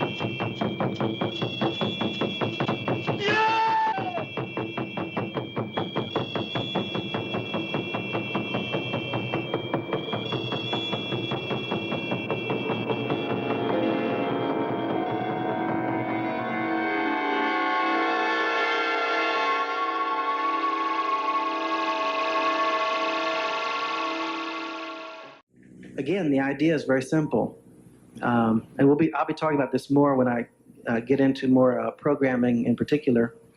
To me, this is where programming begins, where people perhaps learned accidentally that the use of trauma and other kinds of ritual acts can produce dissociated states, can produce dissociated identities. That is, you can produce the deity, and many villages may have wanted to have their deity there, and it may have been a great honor for some child to go through these horrible procedures so that the village could have their deity right there with them. Well, through time, these practices pass through some changes, but not a whole lot.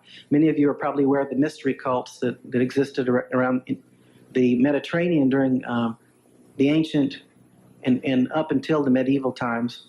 Many of these involve traumatic rituals as well.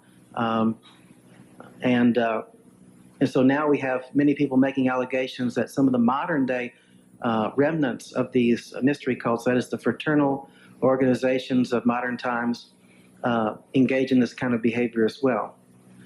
Voici un document rare montrant le 33e degré Henrik Clausen affirmer face caméra que le rite maçonnique écossais est la continuité directe des antiques cultes à mystère, tout en nous confirmant, chose extrêmement rare de la part d'un franc-maçon, que ces cultes à mystère se sont vautrés dans la sorcellerie et les pratiques orgiaques.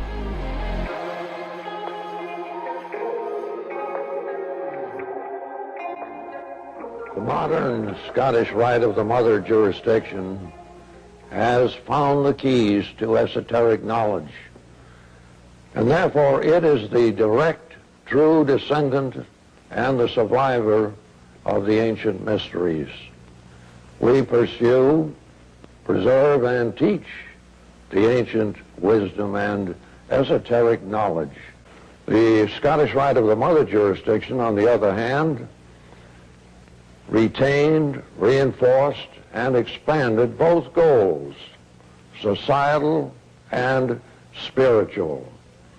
But we also search for an ultimate mystic union with the deity, and for that purpose we reveal and apply in our degrees from the 4th to the 33rd the ancient wisdom, esoteric knowledge that comes to us over long, drifting centuries. The powers, forces, and energies can be discovered if we search deeply enough. They were to be found in all parts of the world, such as the mysteries of Isis and Osiris in Egypt, the Mithraic mysteries of the Persians, the Orphic and Bacchic and later Eleusinian mysteries of Greece, the mysteries of Samothrace and Chaldea, the mysteries of India, the Druidical mysteries, the Gothic and Scandinavian mysteries, and others. The ancient mysteries later fell into a perverted decline and were replaced with the ceremonial sorcery, incantations in lieu of divine magic. Also were filled with indescribable practices in the orgies of Bacchus. J'affirme qu'aujourd'hui, bon nombre de frères de loge se vautrent également dans les pires pratiques occultes, notamment sorcellerie, pédosatanisme et sacrifice de sang. En interne, les grands maîtres connaissent pertinemment l'existence de ces arrière-loges aux infâmes pratiques initiatiques. Embourbés dans le culte du secret, il est devenu difficile, voire impossible pour la secte maçonnique de nettoyer la crasse des caves ayant formé le monstrueux égrégore. In any case, there is a clear connection between the use of trauma in a ritualized manner and the development of dissociated individuals, the individuals that are coming forth that we're seeing nowadays clinically. We also will have some mothers who are protective mothers who are doing their best to try to protect children in extremely abusive environments. And they're finding out that the government, who is supposed to protect them, is doing just the opposite. We'll have time to talk about that as well. This is one of the great tragedies, is that something horrible is going on, but the people that we all should be able to trust to help us don't seem to be doing their job. And that is why it is my belief that we must have a citizens movement to correct this terrible wrong. Entre deux enquêtes en Afrique du Sud et en Amérique latine, un rapporteur spécial de l'ONU fait escale à Paris. J'ai appris qu'il y avait en France du trafic et de la prostitution touchant les enfants et que cela constituait un problème inquiétant. Il y a eu aussi des plaintes et des dénonciations précises de mères qui se disent poursuivies par des groupes pouvant être assimilés à des mafias ou à des loges organisant la pornographie infantile.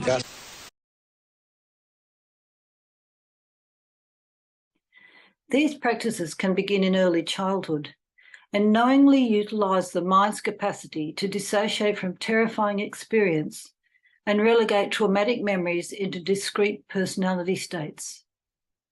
The perpetrators deliberately use methods that will induce amnesic states in the victims so as to conceal the activities of the group. Since 1999, my own research as an art historian has been examining the work of some leading Western artists and creative writers who may be telling us more about these practices. The work grew out of the discovery that in my own artwork as a professional artist, I'd been unconsciously illustrating similar practices undergone in childhood in my father's Masonic lodge. Fortunately, before he died, my father confessed to me that he had belonged to a cult that used Masonic rites on children. Son père, qui était lui-même franc-maçon et rosicrucien, a abusé d'elle lorsqu'elle était toute petite. Voici quelques extraits de son témoignage. Alors que les années étaient passées, je me suis souvenu des abus sexuels de mon père lorsque j'étais enfant. Je découvrais aussi que les abus sexuels et l'inceste étaient tissés à travers l'histoire de la famille sur au minimum 3 générations. De l'extérieur, ma famille semblait tout ce qu'il y a de plus normal, mais le poids accumulé de cette histoire familiale, chargée de traumatismes et de tensions, était un lourd fardeau à porter pour chaque génération. Au cours de ces dernières années, alors que les énigmes de ma propre expérience étaient résolues, j'ai essayé de leur parler de ce que je me souvenais. Heureusement pour moi, ma mère a été capable de se rappeler la nuit où mon père m'a violé, à l'âge de 4 ans, et donc de valider les déclarations de sa fille. Cependant, l'abus rituel était au-delà de leur compréhension, ce qui se comprend à bien des égards. En milieu d'année 2004, mon père a commencé à développer la maladie d'Alzheimer. Durant la période initiale des troubles, dans un état altéré de conscience, il a commencé à me parler du côté obscur de son implication maçonnique. Il m'a alors avoué qu'il était au courant de l'existence de certains groupes qui utilisaient les rituels maçonniques dans des contextes de violence pour initier des enfants. Il m'a déclaré « Il existe beaucoup de ces groupes, il y a beaucoup de gens qui sont au courant, mais ils n'en parlent pas car c'est embarrassant. » Il avait avec moi des alternances de conversations cohérentes, dans lesquels il me parlait de son implication avec d'autres hommes dans ces groupes, parfois le soir, il parvenait à sortir de la maison de retraite, et il se mettait alors à grimper aux arbres, à la manière d'un militaire en mission pour, croyait-il, observer les activités du culte afin de sortir les enfants de la secte. Cette mission stratégique a duré pendant 2 semaines, jusqu'à ce qu'il ait cru avoir récupéré chacun des enfants. Après quoi, il a semblé être très satisfait de ce qu'il avait accompli, et tous les signes de son agitation intérieure se sont calmés. Les mémoires concernant les activités maçonniques irrégulières étaient clairement à attribuer à une certaine partie de son psychisme qui normalement n'est pas accessible à la conscience. Et elle s'était peut-être à ce moment-là entrelacée avec ses expériences de guerre. Il est possible qu'en soulevant cette question-là, j'avais plongé mon père dans un conflit intérieur, ces pertes de mémoire ayant commencé juste après ma confrontation avec lui. Cependant, sa brève période d'honnêteté envers moi a sans aucun doute contribué à un processus de guérison mutuelle. Cette confession, combinée avec la connaissance de l'ordre maçonnique que j'ai pu acquérir, a réorienté mon attention afin qu'elle ne repose plus sur une colère envers l'homme lui-même. Je suis aujourd'hui amené à comprendre les principes qu'il y a derrière ces pratiques magiques séculaires, qui divisent le psychisme de ces hommes en deux. D'une part des citoyens et des hommes dévoués, et de l'autre la plus puérile, absurde et cruelle des créatures humaines.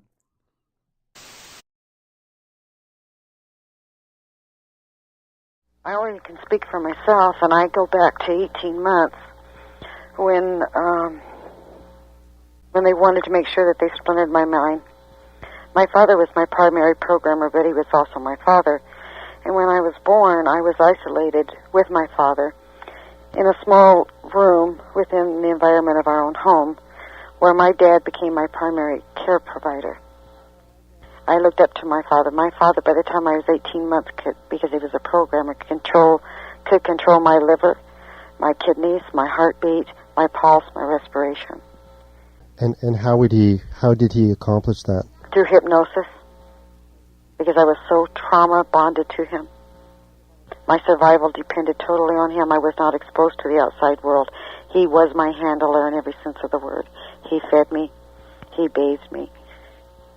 He conditioned me to his voice. He always told me he could control me.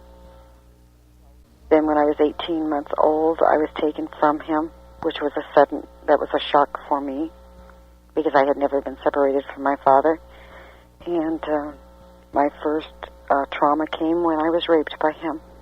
Do you feel your father was also a victim of programming? Oh, I have no doubt in my mind that my father was a multiple.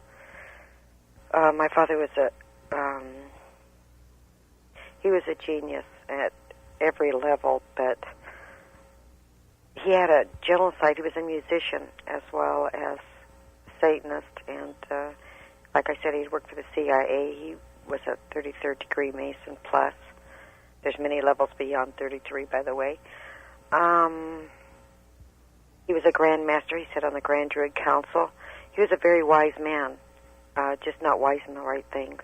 Do you think he had a choice in the matter? No, I don't, because it was generational. Mm-hmm. We came from a generational family, and he was trapped as I was trapped. The good side of my father that loved his family, worked in the workplace, was in the military. I mean, there was a real positive part about my father. He was a people lover. He loved people, and people loved him. But I think that there was a time in my father's life when he realized what he was and what he was doing. I think that the barriers within his own mind, within his own multiplicity, had broken down to a point that he knew, that he also knew that he was in over his head. It would cost him his life to move away or to change directions because he was too far in.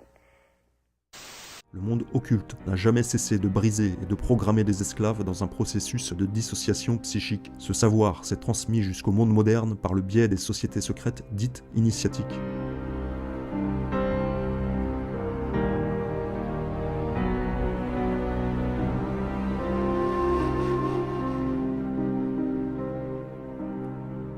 Le comte de Cagliostro, de son vrai nom Giuseppe Balzano, est reconnu comme ayant établi la maçonnerie égyptienne sur le vieux continent. Il est en effet le fondateur du rite de Mizraïm, ou égyptien, essentiellement focalisée sur les anciens mystères. Il s'agit de la maçonnerie hermétique et ésotérique. Cagliostro, qui voulait ressusciter les mystères d'Isis, s'adonnait aux pratiques de magie, notamment à la science funeste des évocations d'esprits et de démons. Pour cela, il utilisait des jeunes filles qui l'exaltaient jusqu'à l'extase pour leur faire rendre des oracles. Cagliostro nommait ses prêtresses médiums les colombes, en référence aux colombes dodoniennes, prêtresses du temple de Jupiter de l'Italie primitive.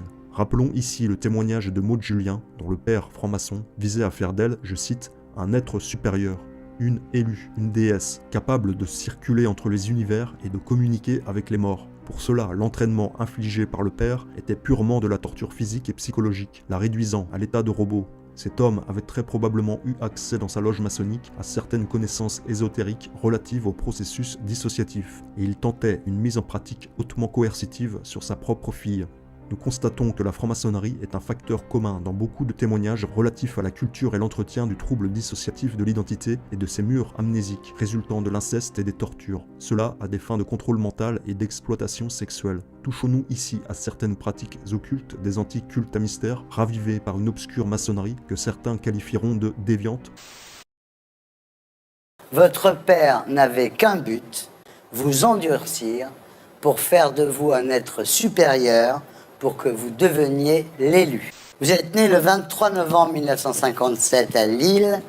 Votre père, Louis Didier, est un chef d'entreprise fortuné et respecté qui a été initié à d'obscurs rites maçonniques. En 1936, il a adopté une fillette de 6 ans, issue d'une famille pauvre, en imposant aux parents qu'il ne cherche jamais à la revoir. 22 ans après avoir pris possession de cette femme, qui s'appelle Janine, Louis Didier décide de lui faire un enfant. Cet enfant, c'est vous, Maud. 3 ans plus tard, Louis Didier liquide ses affaires et achète une grande propriété entre Lille et Dunkerque. C'est là qu'il entame la réalisation de son projet, faire de vous un être supérieur, faire de vous l'élu. Le but de mon père, effectivement, était de faire de moi un surêtre. Il avait pour moi une mission capitale et pour ça, il fallait que j'ai un entraînement physique et psychique pour apprendre à, justement à ce que l'esprit soit plus fort que la matière. Alors, votre mère, elle, Janine, est conditionnée depuis son plus jeune âge et elle n'offre aucune résistance. Elle dit « Monsieur Didier peut tout voir, un peu comme Dieu qui voit tout ce qu'on fait, quoi. » C'est important de comprendre que tout ça, c'est le système de l'emprise. Bien sûr. Et que le système de l'emprise, c'est quand même un ogre pour qui seul compte son monde mental. Ouais. Les autres, ce sont soit des instruments Ouais. qui sont servis, soit des obstacles. Absolument. Et puis il y a la cave. Alors là, quand même, la cave, c'est assez violent. C'est-à-dire qu'il vous réveille en pleine nuit, il vous met assise sur une chaise dans une cave. Toujours pour pas bouger, mais le but, en fait, pour cette mission capitale à laquelle il me vouait, je devais être capable d'apprendre à circuler entre les univers. Ouais. Apprendre à communiquer avec les morts. Il y a des rats tout autour de vous. Alors moi, je suis plus phobique et tétanisée par l'idée d'un rat qui puisse grimper sur moi que pour à ce moment-là, les morts, je m'en c'est pas ma préoccupation. Mais à ce moment-là, quand même, vous appelez la mort. Vous préféreriez être morte oui. qu'être assise sur cette chaise, dans cette cave, au pire. milieu des rats. C'est moins pire. Il y a le test de l'électricité aussi, c'est incroyable. C'est-à-dire qu'il vous demande de tenir un fil électrique, de prendre des décharges pendant 10 minutes. Quoi. Quand il y a la décharge, c'est ne pas réagir. À 8 heures, vous allez réveiller votre père, donc, et là, vous devez tenir son pot de chambre pendant qu'il urine, quand même. Oui. Donc là, c'est quand même... J'avais toujours des nausées et tout avec ces odeurs, et j'avais une sensation de dégoût. Mais ce qu'il faut comprendre, c'est que celle que je reprochais et qui se dégoûtait presque, c'était moi de ne pas être capable. Alors, quand même, le plus troublant, ce sont ces cicatrices sur les cuisses, sur la poitrine, dont vous ne connaissez pas l'origine. Ce sont des rites initiatiques, vous pensez? Ce qui est certain pour les médecins, c'est qu'elles n'ont pas été faites par des professionnels de la santé, ce qui exclut la thèse de l'accident. Vous ne le saurez jamais. Et j'ai bien peur de ne jamais le savoir. I would be put into a van and taken to Freemasons once a month. There would be other children. Satanic ritual abuse would take place. So there were many men there And I'm not saying every Freemason was a pedophile, but I'm saying at certain levels throughout their hierarchy, they were doing Now, this. what happened was at the age of 11, my parents separated and I got left with my father. This may surprise you, but that's when my nightmare began, because I was left with my father and brother in that house and they could do whatever they wanted to me. There were no other females around. I tried to take my own life between 11 and 12 and a half, 3 times, but I didn't succeed. And the reason that I tried is because no one cared. No one really wanted to know my story. I used to run up to the phone box at night. Sometimes we didn't have, I couldn't use a telephone at home to ring the police, but I'd dial the number to ring the police and then I'd hang up because I knew the police had been involved and some were involved with my abuse. I knew that because the Freemasons were once a month. They would be taken to one of their lodges once a month. Other children were there and satanic ritual abuse would take place. But equally there were certain days throughout the year or certain weekends when I would be taken to a place out in the country. What would happen there, it was a weekend of celebration for these Freemasons.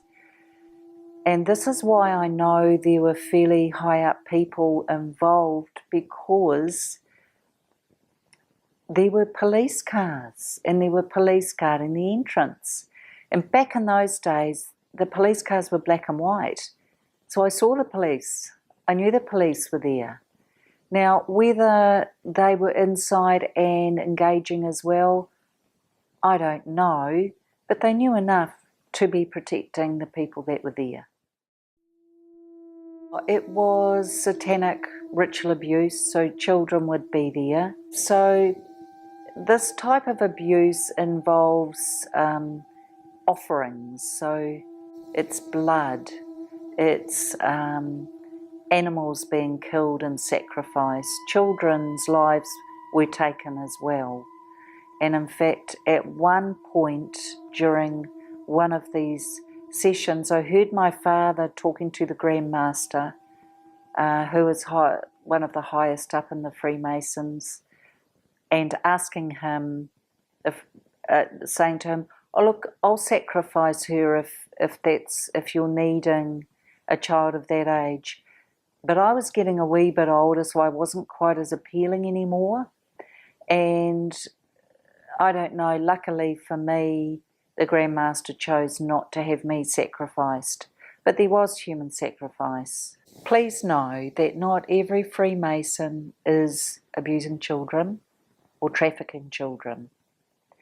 This is a select few who have reached certain levels. So there is chanting, there is ceremonial procedure with all of it. And I knew it was satanic ritual abuse because during the monthly meetings, these men were wearing hoods. This was at the lodge I was taken to.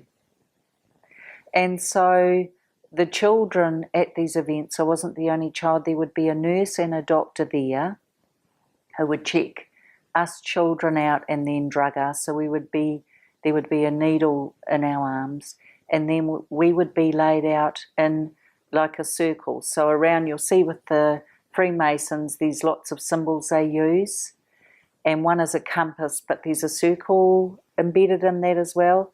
So the children we would be laid out around that. So it was marked out on the platform we were on, and the Freemasons would come and there would be chanting, and there would be a process that would be undergone, but it was very, very evil and very, very scary. And I know I'm taking a risk saying any of this, but it's time for the truth to be told, and I gain nothing from it apart from helping other beautiful survivors out there know that I believe you. You couldn't make this up. I believe I was born into this family and then highlighted or spotlighted as being a child who could be trafficked. And the grooming and the kind of mind control that took place just was beyond imagination. But please remember, and this is throughout the world, this is not just New Zealand. Robert Oxnam a siégé pendant plus d'une dizaine d'années à la tête de la prestigieuse institution culturelle américaine l'Asia Society. Il fait partie de ce que l'on appelle l'élite et côtoyait des gens comme Bill Gates, Warren Buffett, George Bush, etc.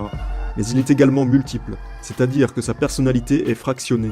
Il a été diagnostiqué avec un trouble dissociatif de l'identité et a écrit une autobiographie intitulée A Fractured Mind, un esprit fracturé. Essentially, what MPD or DID is a fracturing of one's identity because of vicious abuse that occurs usually in the first 3 or 4 years of life, before one's identity is completely formed. And it's very understandable, I think, if you think back to that, if you have a combination of acute sexual and physical and emotional abuse. Il est intéressant de noter que son grand-père n'était autre que Garfield Bromley Oxnam, un important représentant de la communauté protestante américaine, leader de l'American Methodist Church et premier président du Conseil œcuménique des Églises. Le grand-père Oxnam était un ami de l'évangéliste Billy Graham, tous deux militants pour un libéralisme chrétien visant l'établissement d'une religion mondiale, One Church for One World, selon l'écrivain et thérapeute Fritz Springmeier. Garfield Bromley Oxnam et Billy Graham étaient des francs-maçons du 33e degré, impliqués dans les pratiques d'abus rituels sataniques initiatiques et de contrôle mental. John Daniel, dans son ouvrage Two Faces of Freemasonry, indique que le grand-père Oxnam aurait atteint le 3e degré à la Temple Lodge 47 de Greencastle le 22 novembre 1929 et reçu au 33e degré honorifique le 28 septembre 1949. Nous avons donc Fritz Springmeier qui affirmait dans les années 90 que le grand-père Oxnam était un haut initié franc-maçon impliqué dans les rituels traumatiques et le contrôle mental. Des allégations jamais prouvées. Une décennie plus tard, en 2006, nous avons son petit-fils Robert Oxnam qui révèle publiquement qu'il souffre d'un sévère fractionnement de la personnalité, un trouble dissociatif de l'identité, qui est le symptôme typique des conséquences d'abus rituels traumatiques visant le contrôle mental. N'est-ce pas une forte indication que les sources de Springmeier sont fiables et que la famille Oxnam pratiquerait ces horreurs sur sa descendance? On peut penser que Robert Oxnam a subi une programmation basée sur les traumatismes. Suite à de brillantes études, il a très vite été mis en avant dans les grands médias et rapidement propulsé pour obtenir un poste prestigieux et élitiste. You know, before I was diagnosed with DID, there were all kinds of issues that I found very perplexing. There were blackouts. There were periods of time where I have no memory of what happened. In addition to that, I remember enormous rages. I would be set off and anger would just suddenly well up in me. Voici quelques extraits de son livre A Fractured Mind. Les gens ont commencé à me faire remarquer que je me parlais régulièrement à moi-même, mais je ne m'en souvenais pas. Il y avait autre chose, quelque chose de récurrent et d'étrange, qui avait commencé bien avant cela, et qui s'était accéléré durant les années 80. Il y avait des trous noirs dans ma mémoire, où j'étais incapable de me souvenir de quoi que ce soit de ce qui s'était passé durant un certain laps de temps. Parfois, lorsqu'un rendez-vous pour un déjeuner était annulé, je sortais à midi, et je revenais vers 15h sans savoir aucunement où j'avais été, ni ce que j'avais fait. Je rentrais fatigué et en sueur, je prenais rapidement une douche, et je retournais au travail. Une fois, lors d'un déplacement à Taïwan, une série de réunions a été annulée pour cause de jours fériés. Je ne me suis plus souvenu de ce que j'avais fait durant près de 3 jours. Je me souviens juste qu'après ce trou de mémoire, j'avais très mal à la tête et ce qui semblait être une brûlure de cigarette au bras. Un fait effrayant était que lorsque j'étais sur mon voilier, que je travaillais dessus, j'étais honnêtement incapable de faire appel à mes connaissances sur la Chine ou l'Asie. J'étais tout simplement une personne complètement différente. Au cours de la thérapie, 11 personnalités altères bien distinctes ont émergé indépendamment les unes des autres. Parmi elles se trouvait Tommy, un jeune garçon colérique, la sorcière, un altère terrifiant, ou encore Bobby et Robbie. Bob était la personnalité dominante, c'est-à-dire la personnalité haute, la personnalité publique, ici, en l'occurrence, un intellectuel brillant qui travaille à l'Asia Society.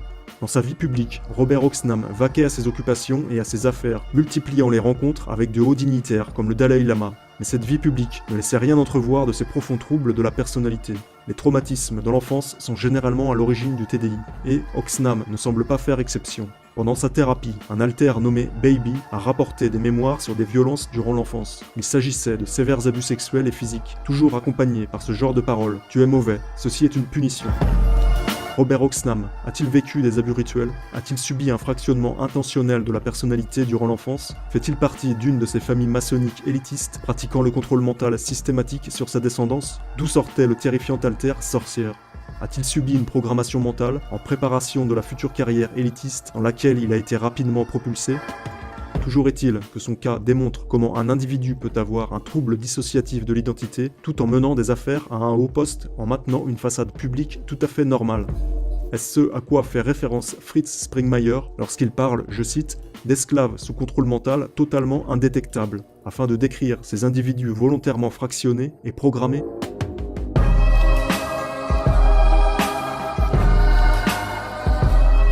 It's a very hard thing to talk about because as soon as you broach it, if you don't tell the whole story, you sound like a raving lunatic.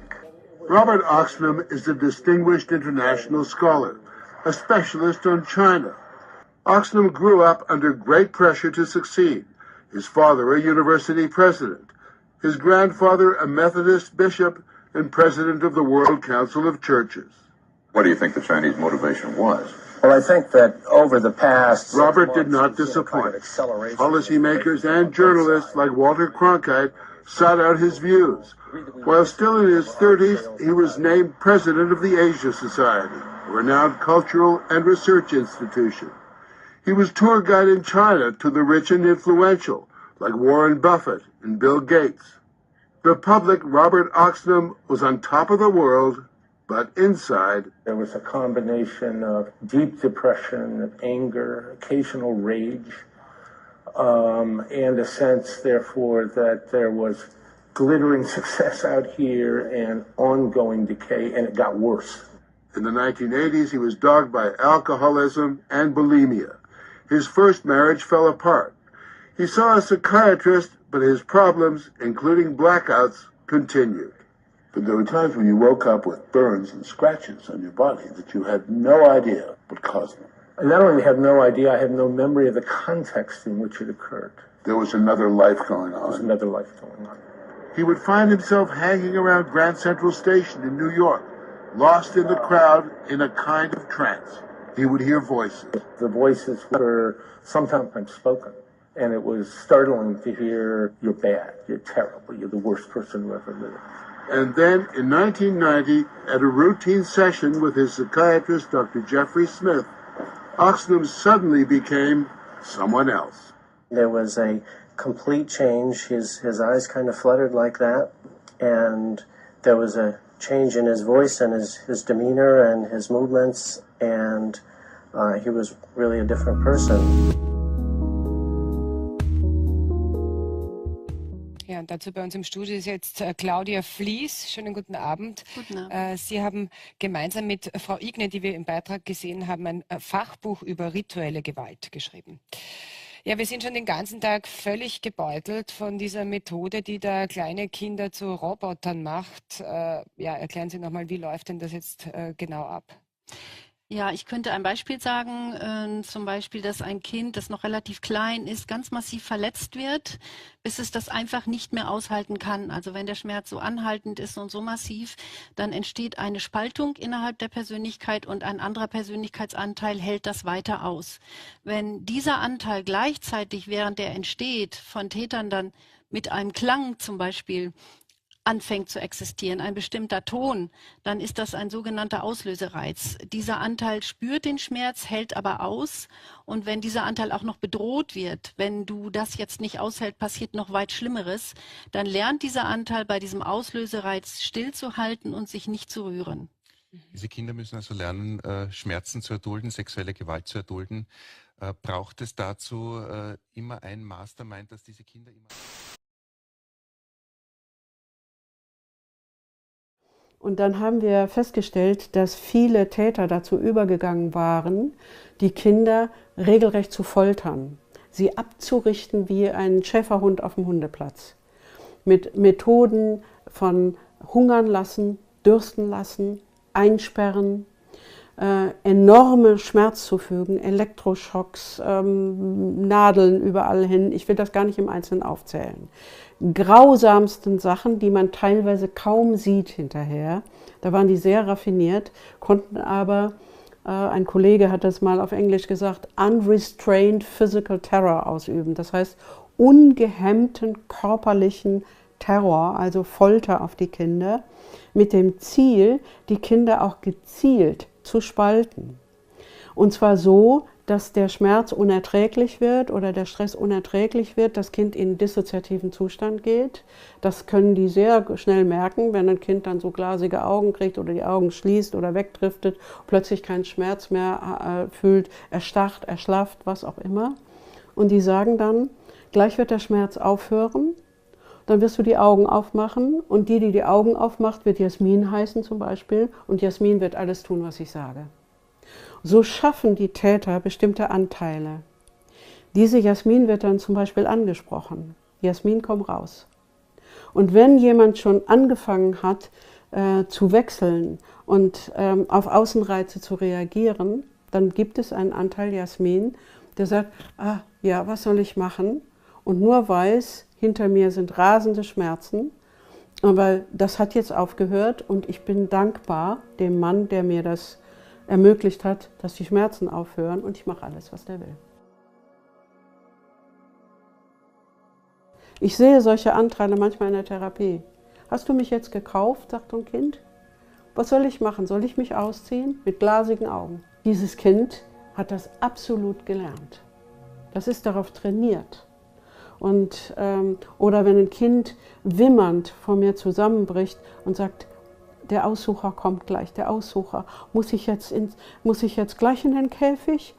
Und man sieht, dass diese Kinder das erlebt haben. Wenn sie gezwungen wurden, in irgendwelchen Zusammenhängen anderen was zu tun. Das Spektrum ist wirklich groß, ja? Also sie mussten ein anderes Kind aussuchen, das gequält wird. Sie mussten dieses Kind selber dem was tun. Dann kriegen sie immer gesagt von den Tätern, du bist böse. Einerseits werden sie gezwungen und vielleicht wird das sogar in unterschiedlichen Teilidentitäten. Dass dem einen Kind sagte, toll, du hast das gut gemacht, dass du jetzt dieses Kind so abgerichtet hast. Das hast du richtig gemacht. Dem anderen Kinderanteil sagen sie, was bist du für ein böses Kind? Du hast ja den Teufel im Leib. Nur wir haben dich unter Kontrolle. In dieser Gesellschaft wirst du verurteilt. Wir haben dich gefilmt, da gibt es jetzt ein Video von. Wenn das die Polizei kriegt, dann kommst du ins Gefängnis. Die sind voll mit Schuldgefühlen, mit Entsetzen, zu was sie alles genötigt wurden. Und viele denken, ich muss das gewollt haben. Ich bin ganz schrecklich, ich bin ein ganz furchtbarer Mensch. Und das schmiedet sie wieder mehr an die Tätergruppe. Viele Leute, die zu uns kommen, da sehen wir die über längere Zeit und wir merken ganz genau, ja, das ist dieser Person passiert. Ja, es gibt auch externe Validität über Geschwister, Freunde, eine Tante hat es bestätigt, der Kinderarzt hatte entsprechende Aufzeichnungen und. Und am Schluss machen die Täter das meistens so, dass sie dafür bestimmte Signale setzen. Zeichen, bestimmte Musik, Worte, Buchstabenzahlen, Kombinationen, Sätze, irgendwelche inneren Reime. Und auf diese Codes reagieren die Opfer dann automatisiert, indem sie eine bestimmte Teilidentität nach vorne katapultiert haben. Da können die in ihrem Altersbewusstsein gar nichts gegen machen. Ich habe das schon mal gehört, dass Leute sich über die Augenbraue wischen als Gegenüber und sofort war ein bestimmtes Zeichen. Oder dass sie so den Finger vor den Mund legen und sofort war Schweigen. Das kann man alles konditionieren. Die machen sich eine eigene Ideologie und die hat immer etwas damit zu tun, wir sind die eigentlichen Herrscher der Welt. Diese helle Gesellschaft ist lächerlich, wir sind die eigenen Herrscher. Wir übernehmen auch die Herrschaft. Wir können über Leben und Tod entscheiden. Wir fürchten weder den Tod noch Schmerzen. Wir bilden unsere Leute zu eiskalten Killern aus. Im Inneren, das ist ja organisierte Kriminalität, sind so familiäre Strukturen. Und dann immer weiter nach außen sind dann äußere Strukturen. Ganz außen sind die Kunden. Eigenlijk hadden we de neiging om al die verklaringen die we binnenkregen aan de kant te schuiven. Te heftig, te controversieel. Maar we vroegen ons ook af, hoe kunnen het er zoveel zijn als dit niet bestaat?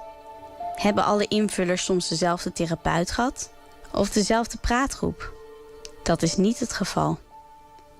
We hebben een analyse gemaakt van 140 vragenlijsten met rituele kenmerken. En meer dan 40 mensen vertellen over misbruik dat de afgelopen 10 jaar plaatsvond. Daar zitten ook mensen tussen die vertellen over een netwerk waar ze nu nog in zouden zitten. Meer dan 3/4 van de invullers is gediagnosticeerd met DIS, dissociatieve identiteitsstoornis. Wat vroeger een meervoudige persoonlijkheidsstoornis werd genoemd. Dat geldt ook voor Marinke. Wat ik van merk is dat ik stukken tijd kwijt ben. Aan dingen geen herinneringen heb. Stel, er ligt tekenwerk waarvan ik gewoon zeker weet, ik heb niet getekend. En dat ligt er allemaal met een tekening die af is of half af is.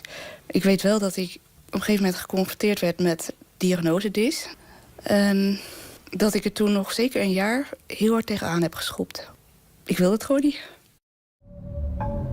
Als ik kijk naar de cliënten die ik behandel en ook de literatuur die daarover bekend is, is het een gevolg van ernstig trauma in de vroege kindertijd. Christel Kraai is klinisch psycholoog bij GGZ Centraal.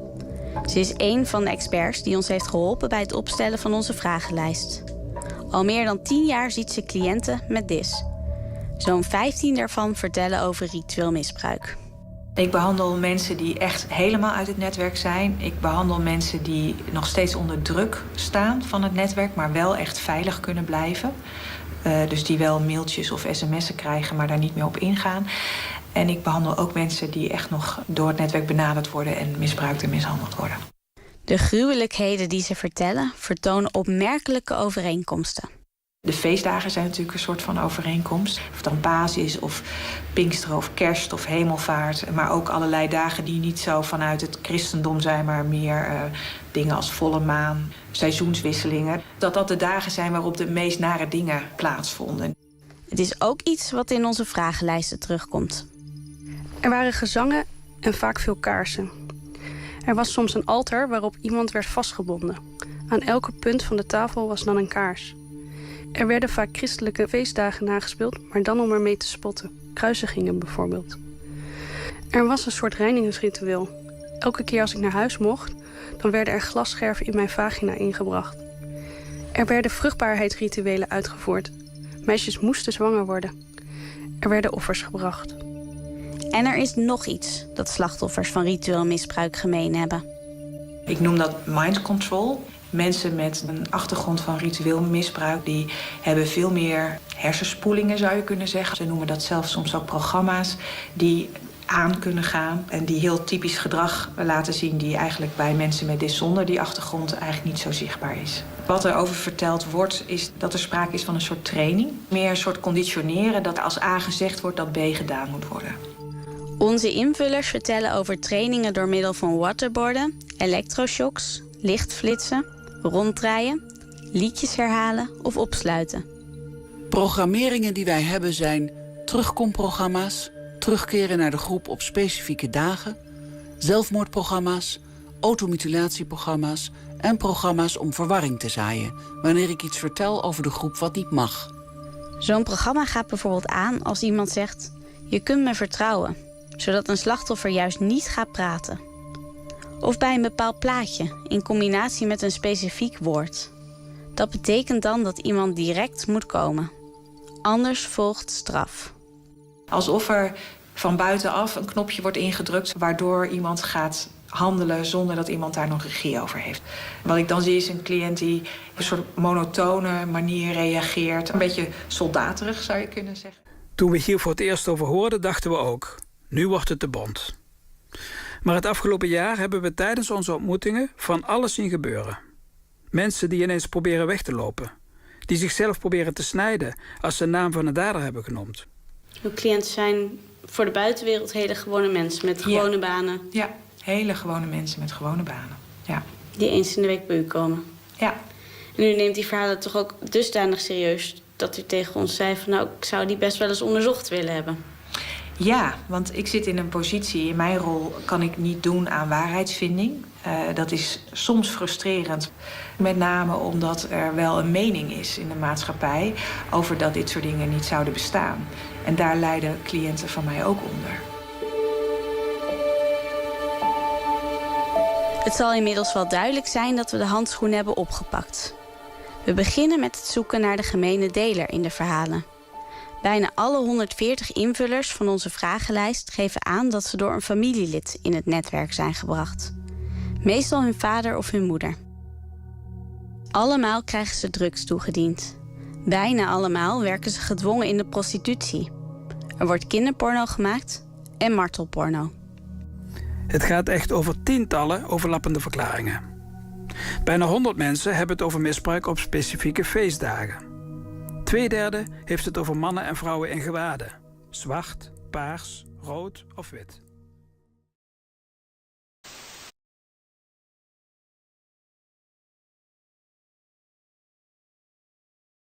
Yes, well, I'm a survivor myself. My abuse started in the 40s, and that was, World War II. And so obviously some of the first things that I saw were a mixture of people who were involved in military and were in college settings who were doing that kind of experimentation. And also there were connections with there were Masonic connections.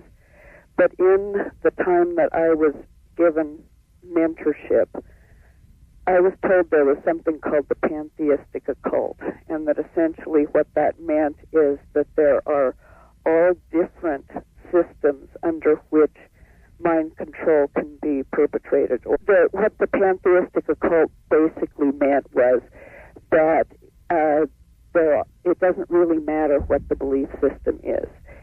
It depends on the person's adaptability, their way they respond to issues of power, and you move your way up depending on your adaptability, so that you may never know that there is a group larger than the one that you're involved in, or you may, depending on how you move through the system and also how the people who are in contact with you move through the system.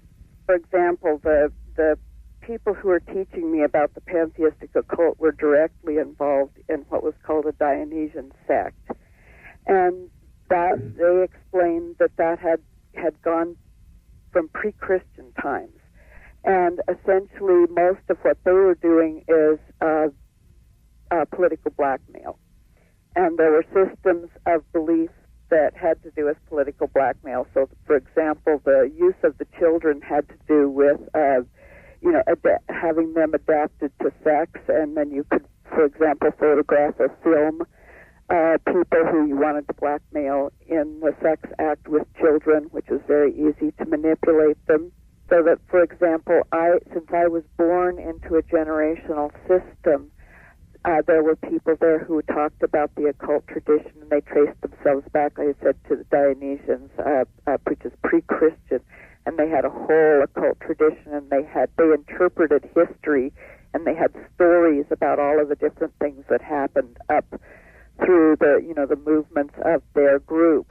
The stories that I was told about, for example, the Dionysian sect, the oldest laws that were ever passed against ritual abuse happened in Rome pre-Christ, and they were made against the very Dionysian sects that were still in operation in the 40s and 50s, which I'm assuming are still in operation now. And the reason the laws were made against, and it was known that in the rituals there were sexual orgies, there was flaying, which is skinning of people, there was flagellation, there was abuse of, ritual rape of women and children. That isn't why there were laws made against the groups, though. The laws were made against the groups because of the practice of common commission of crime for the purpose of political blackmail. When I was a child, you would have something that would be like a private birthday party for a powerful person in town. And at that birthday party, there were drugs ingested that the people didn't know about who were invited, who happened to be maybe judges or a police chief or certain lawyers, people who had power in that town. And in the course of the evening, they would be photographed having sex with little children, filmed having sex with little children under the influence of drugs. But that didn't make any difference. If then people had those films, how far are you going to get in prosecuting if the people who would bring the case have that kind of blackmail evidence available against them?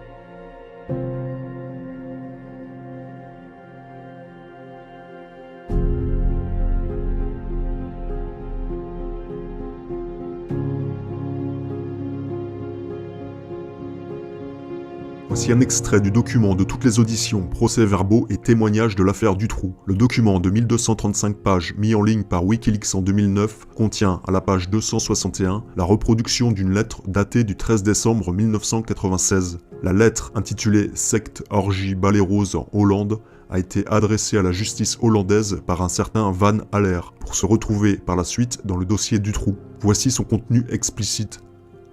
Lettre adressée à la justice hollandaise au sujet de sectes dans ce pays. Il existe en Hollande un groupe de 300 personnes qui forment une secte. Ils organisent des partouzes avec mineurs, 3 ans et plus. Membres, avocats, juristes, juges, policiers, etc. Réunions dans propriétés campagnardes, hôtels ou chez des membres.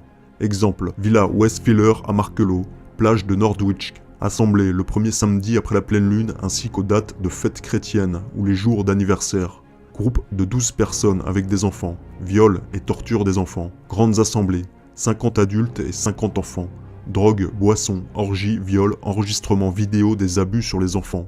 Les enfants des membres du groupe participent aux fêtes. Cela entraîne la création de multiples personnalités chez les enfants. À Noël, on simule le sacrifice d'un enfant de 1 an qui subit des sévices mais qui est remplacé par une poupée au moment des véritables tortures. Simulacre d'un enterrement d'un enfant de 15 ans comme punition.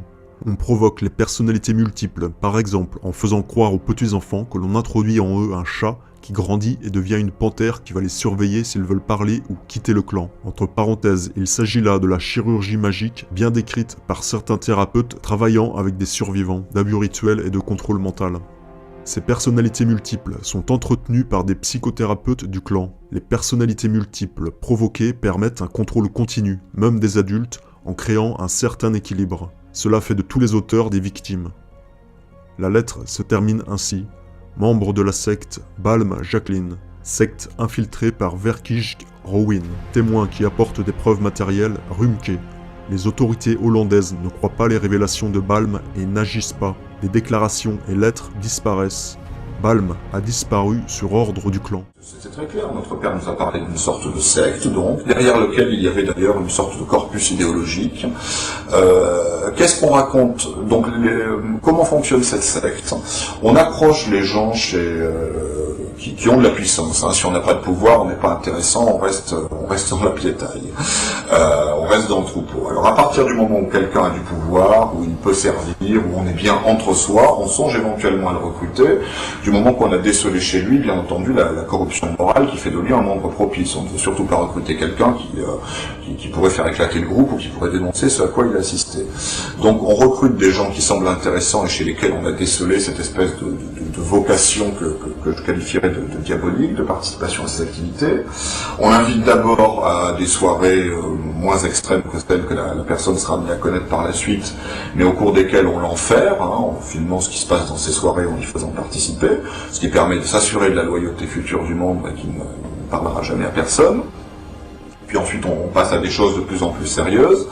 Et la morale, si j'ose dire, l'idéologie qui sous-tend ce groupe et qui est très grave par rapport à ce qu'il révèle sur le fonctionnement réel de notre société, on raconte aux membres de ce groupe qu'en quelque sorte, toutes les règles qu'on leur a mis en tête depuis le début, que ce soit à l'école, dans la société, etc., sont des limitations à leur liberté qui les empêchent d'atteindre la quintessence du genre humain, et qu'il faut donc rejeter toutes les règles, à commencer par les lois, par la morale, par la décence, et qu'il y a nécessité de transgresser ces règles, de violer parfois littéralement tous les tabous pour faire sauter des sortes de verrous que l'on mettrait dans nos têtes depuis l'enfance. Et donc c'est ainsi que l'on commence par le viol, la torture, et pour en arriver au meurtre. Donc voilà des gens qui en effet après sont complètement débridés, imbus de leur pouvoir, et qui sont amenés, en s'encourageant les uns les autres, à aller toujours plus loin dans l'horreur.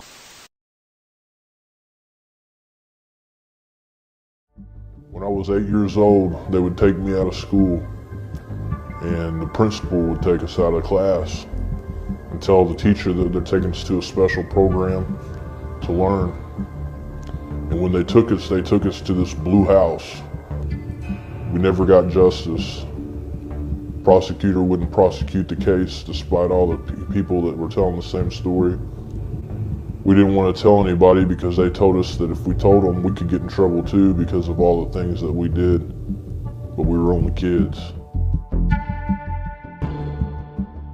En 1990, à Evansville, dans l'Indiana, comté du Vanderburgh aux USA, une sordide affaire de rituel pédocriminel a été étouffée, comme à l'accoutumée.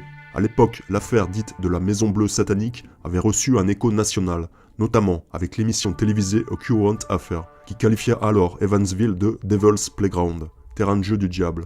En 2017, John Ponders de Now You See TV, en collaboration avec David Carrico, auteur de The Egyptian Masonic Satanic Connection, ont produit un documentaire, Dark Covenant, Secret of the Secrets, détaillant l'affaire de la Maison Bleue, très peu, voire aucunement référencé dans le monde francophone. Pour des raisons juridiques, le documentaire ne mentionne pas la connexion maçonnique de cette affaire, mais les producteurs affirment en off que les accusés sont tous liés à la franc-maçonnerie. One thing that I wanted to make sure I was kind of clear about, which I don't think I mentioned, that the people that were involved in this whole thing in the Blue House, the school principal was the most common name mentioned. And I'm not going to mention his name over there. He's already tried to sue people before for it. But in some of the extra footage, his name's mentioned. Basically, all of the people involved with this cover-up, with the perpetration, all of them were Freemasons, every one of them. So I don't know if I made that clear, but they were all Freemasons, which is a public record that they were Freemasons. That's one thing I want to make sure I was clear on, because I think that I forgot to mention that everybody involved in the investigation, the cover-up of investigation, and the principal and the officials mentioned were all Freemasons. My name is David Carrico, and in the early 1990s, my wife Donna was doing some volunteer work with a group called SLAM. It was an acronym for Society's League Against Molestation. And Rick and Pam Doniger were also working with SLAM, and children began to disclose to Rick that they were being abused ritually and satanically. And these children were telling the story that they were being taken by school officials to a certain blue house where they were being exposed to satanic rituals involving sexual abuse, animal, and even human sacrifice. Le principal défenseur des enfants, Rick Donninger, a déclaré que tous les enfants de la Maison Bleue affirmaient avoir été maltraités par des francs-maçons. Donninger a également affirmé que l'enquête a été confiée à des policiers également issus de la franc-maçonnerie. Malgré les nombreux témoignages et preuves, l'affaire n'a jamais été conduite devant un tribunal et aucune arrestation n'a donc eu lieu, laissant une nouvelle fois les petites victimes dans la solitude de l'injustice. My name is Rick Donninger and I'm from here in Evansville, Indiana. The prosecutor's office just flat refused to take any action on it. It was a mystery.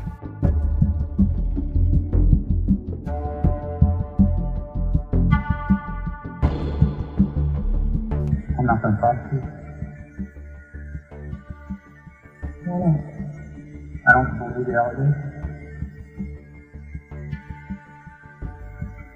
You don't believe it's even, you don't believe this story? I don't believe this particular story. If the system isn't going to be able to help these children, where would this address these parents go? I don't know. That means not too possible.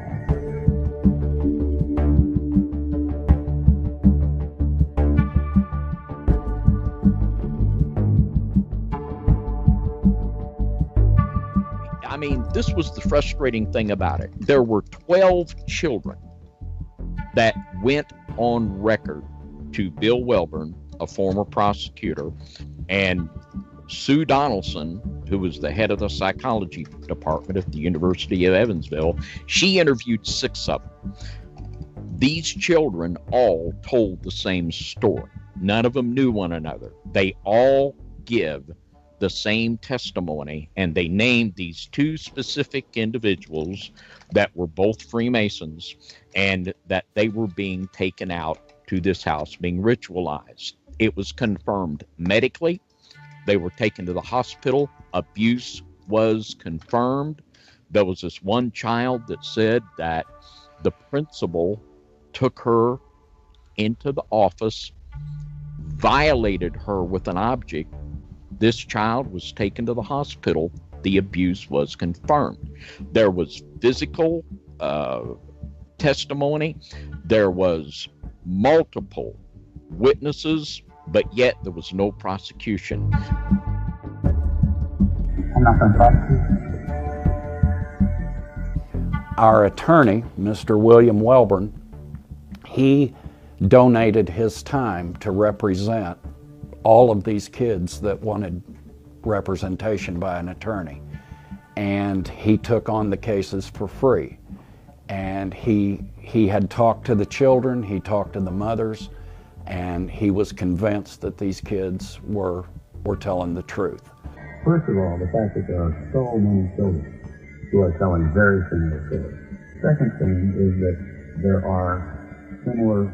is similar evidence of physical abuse in a number of these children. They have been injured, damaged in the same way. I'm not going to prosecute. Les enfants ont rapporté avoir subi des séances de choc électrique en visionnant par exemple des photos visant à inverser le bien et le mal en renommant la photo en son exact contraire, tout comme leur mettre la main sous l'eau chaude en leur affirmant que c'est quelque chose de froid pour eux. Nous ne savions plus le bien du mal, affirmeront certains.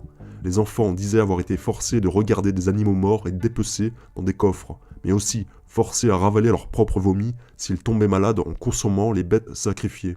We were just learning about Freemasonry, and when these children came and said that their perpetrators were allegedly a Masonic school teacher and a Shriner principal, so we began to do research, and then we began to uncover the Masonic connections to the occult and to the mystery religions. There's a book that's published by the Masonic McCoy Publishing Company called Who is Hiram Abiff? And this book goes into great detail into the practices of the mystery religions, and it details human sacrifice, cannibalism, ritualistic sex, and then it goes on to proudly say that Freemasonry is perpetuating the spirituality of the mystery religions. You know, I mean, it's just absolutely bizarre.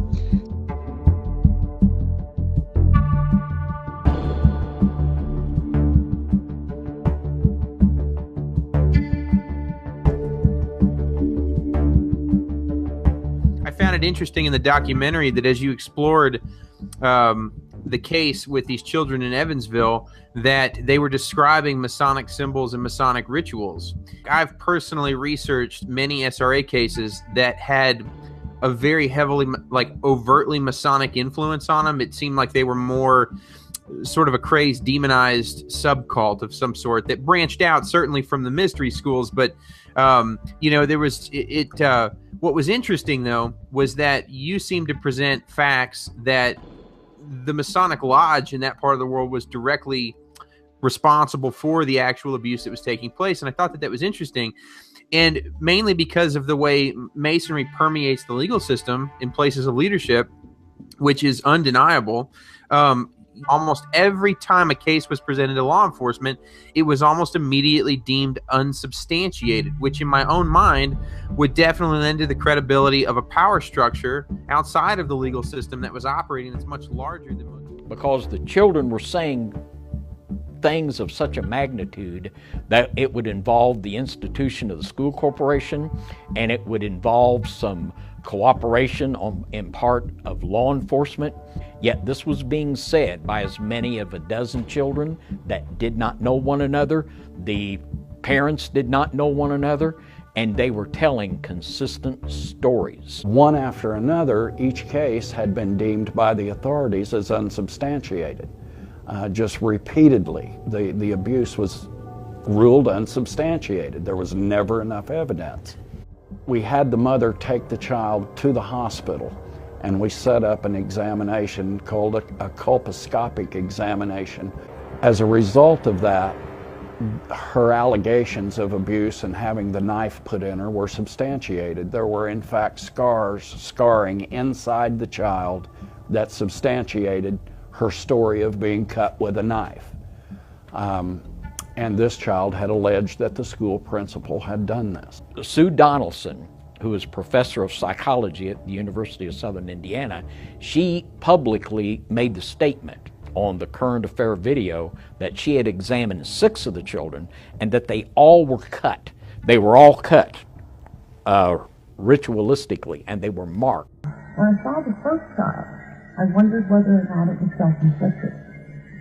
But as I saw the second child, and the third child, and the fourth child, and the fifth child, and the sixth child, and they all had these scars in the same places, and they all said that they were cut at the Blue House by the school official who had removed them from school. She said that it was obvious to her that these kids had experienced trauma, and she didn't know exactly how it came about or what, but they were obviously traumatized severely. Une membre de l'association de protection de l'enfance Children of the Underground a aidé une de ses enfants, Sarah Jane Wanamaker, ainsi que sa mère, à fuir vers Atlanta afin d'échapper à la garde du père supposément bourreau.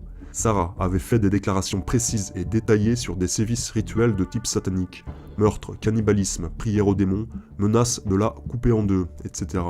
Selon cette membre d'association qui avait souhaité rester anonyme, Evansville serait un nid à satanistes transgénérationnels, mais également un fief maçonnique. Sarah a déclaré que les bourreaux filmaient tous leurs rituels, menaçant les enfants de dévoiler des photos s'ils se mettaient à parler. Elle a mentionné un présumé meurtre sacrificiel d'enfants perpétué par le principal de l'école qui aurait coupé les jambes de la victime.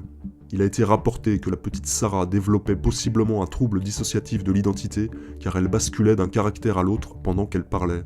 Elle a décrit une vingtaine d'adultes portant des toges à capuche de couleur bleue ou noire. Elle a dessiné des symboles égyptiens similaires à certains ornements maçonniques de grands bâtiments du centre-ville de Evansville. La petite affirmait qu'il conservait des bébés dans des bocaux et que chaque acte qu'il faisait sur un enfant était archivé sur un rouleau.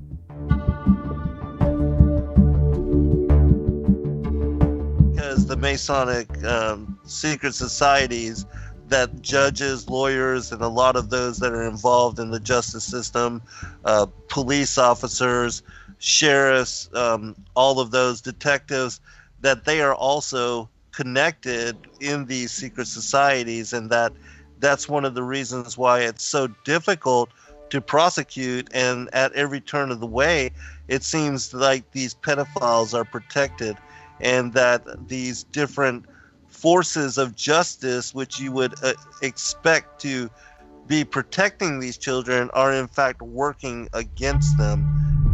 One of my best friends is a sex crimes detective in Evansville, and back when this stuff happened, they didn't have a sex crimes unit.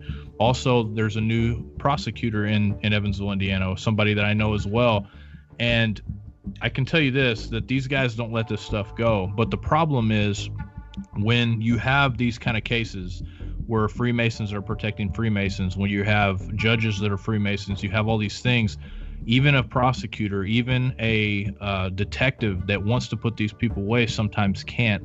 This is a scary thing, because a lot of these people are police officers. I know in Evansville, Indiana, over half the force are police, are Freemasons, and So their oath for Freemasonry supersedes their oath to serve and protect the public. And this is disturbing because we see it in politics as well, which I personally believe that anybody that takes the oath of Masonry should not be allowed to serve in public office, and they should also not be allowed to be police officers. But nonetheless, most of them are, because we were founded by Freemasons here in this country.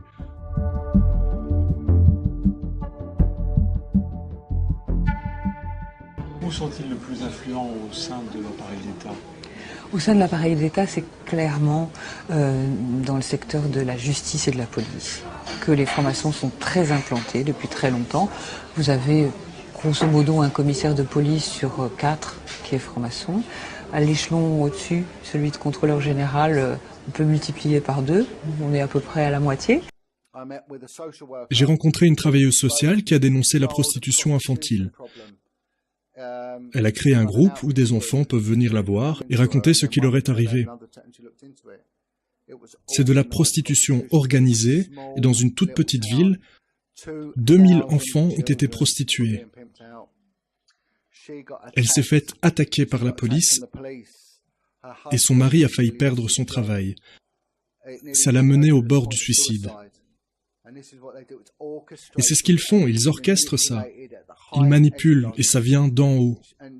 Elle m'a dit, ça vient des officiers haut gradés. Et c'est le cas.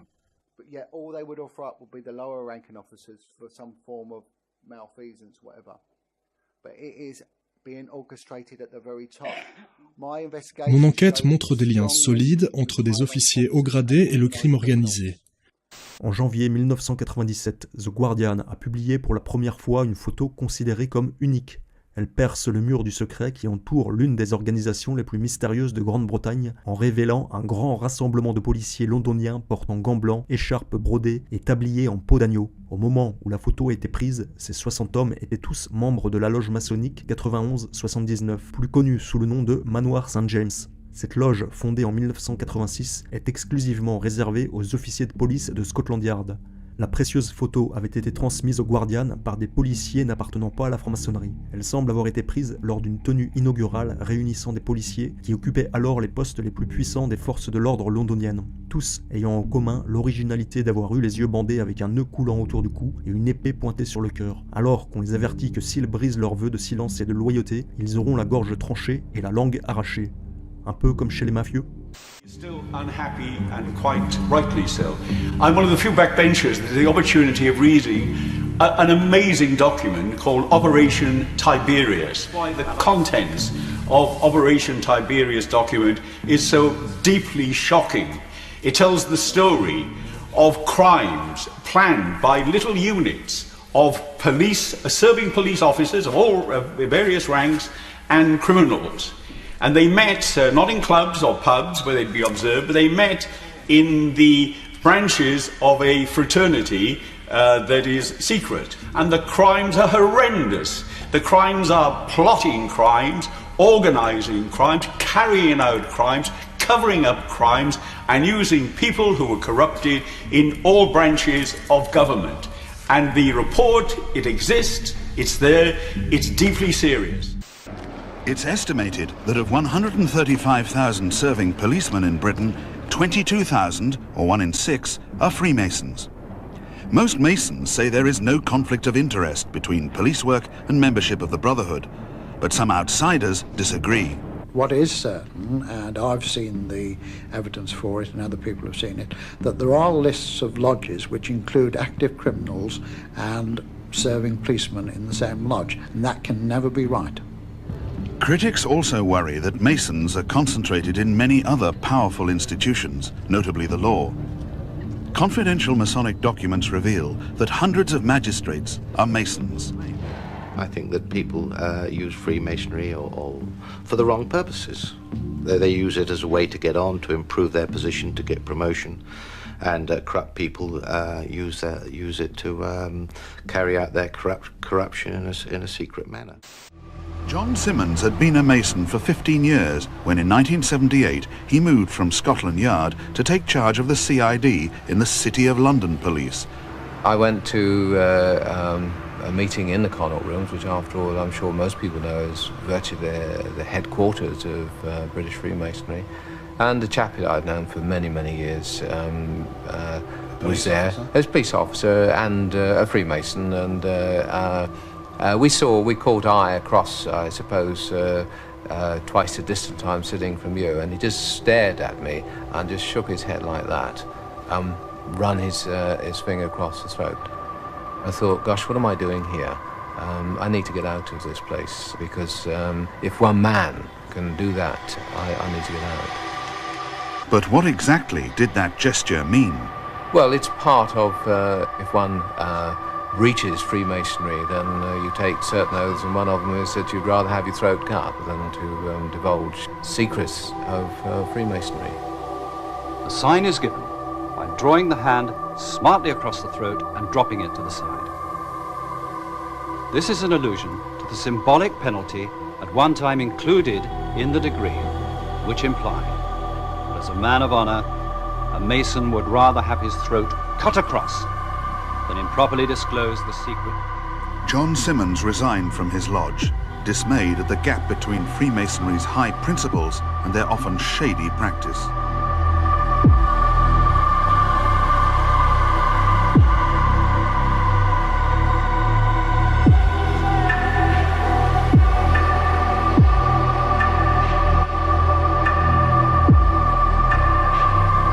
Le député britannique Dale Campbell Severs a lui-même publiquement déclaré que plus de 250 policiers ont été contraints de démissionner suite à des enquêtes internes ayant révélé leur appartenance à certaines loges maçonniques dans le cadre d'un complot criminel. La question qui se pose maintenant est la suivante. Si les réseaux maçonniques sont secrets, comment le public profane peut-il avoir la certitude que ce problème est aujourd'hui éradiqué, notamment dans le système judiciaire de la République française, désormais tristement connu sous le nom de Pédoland?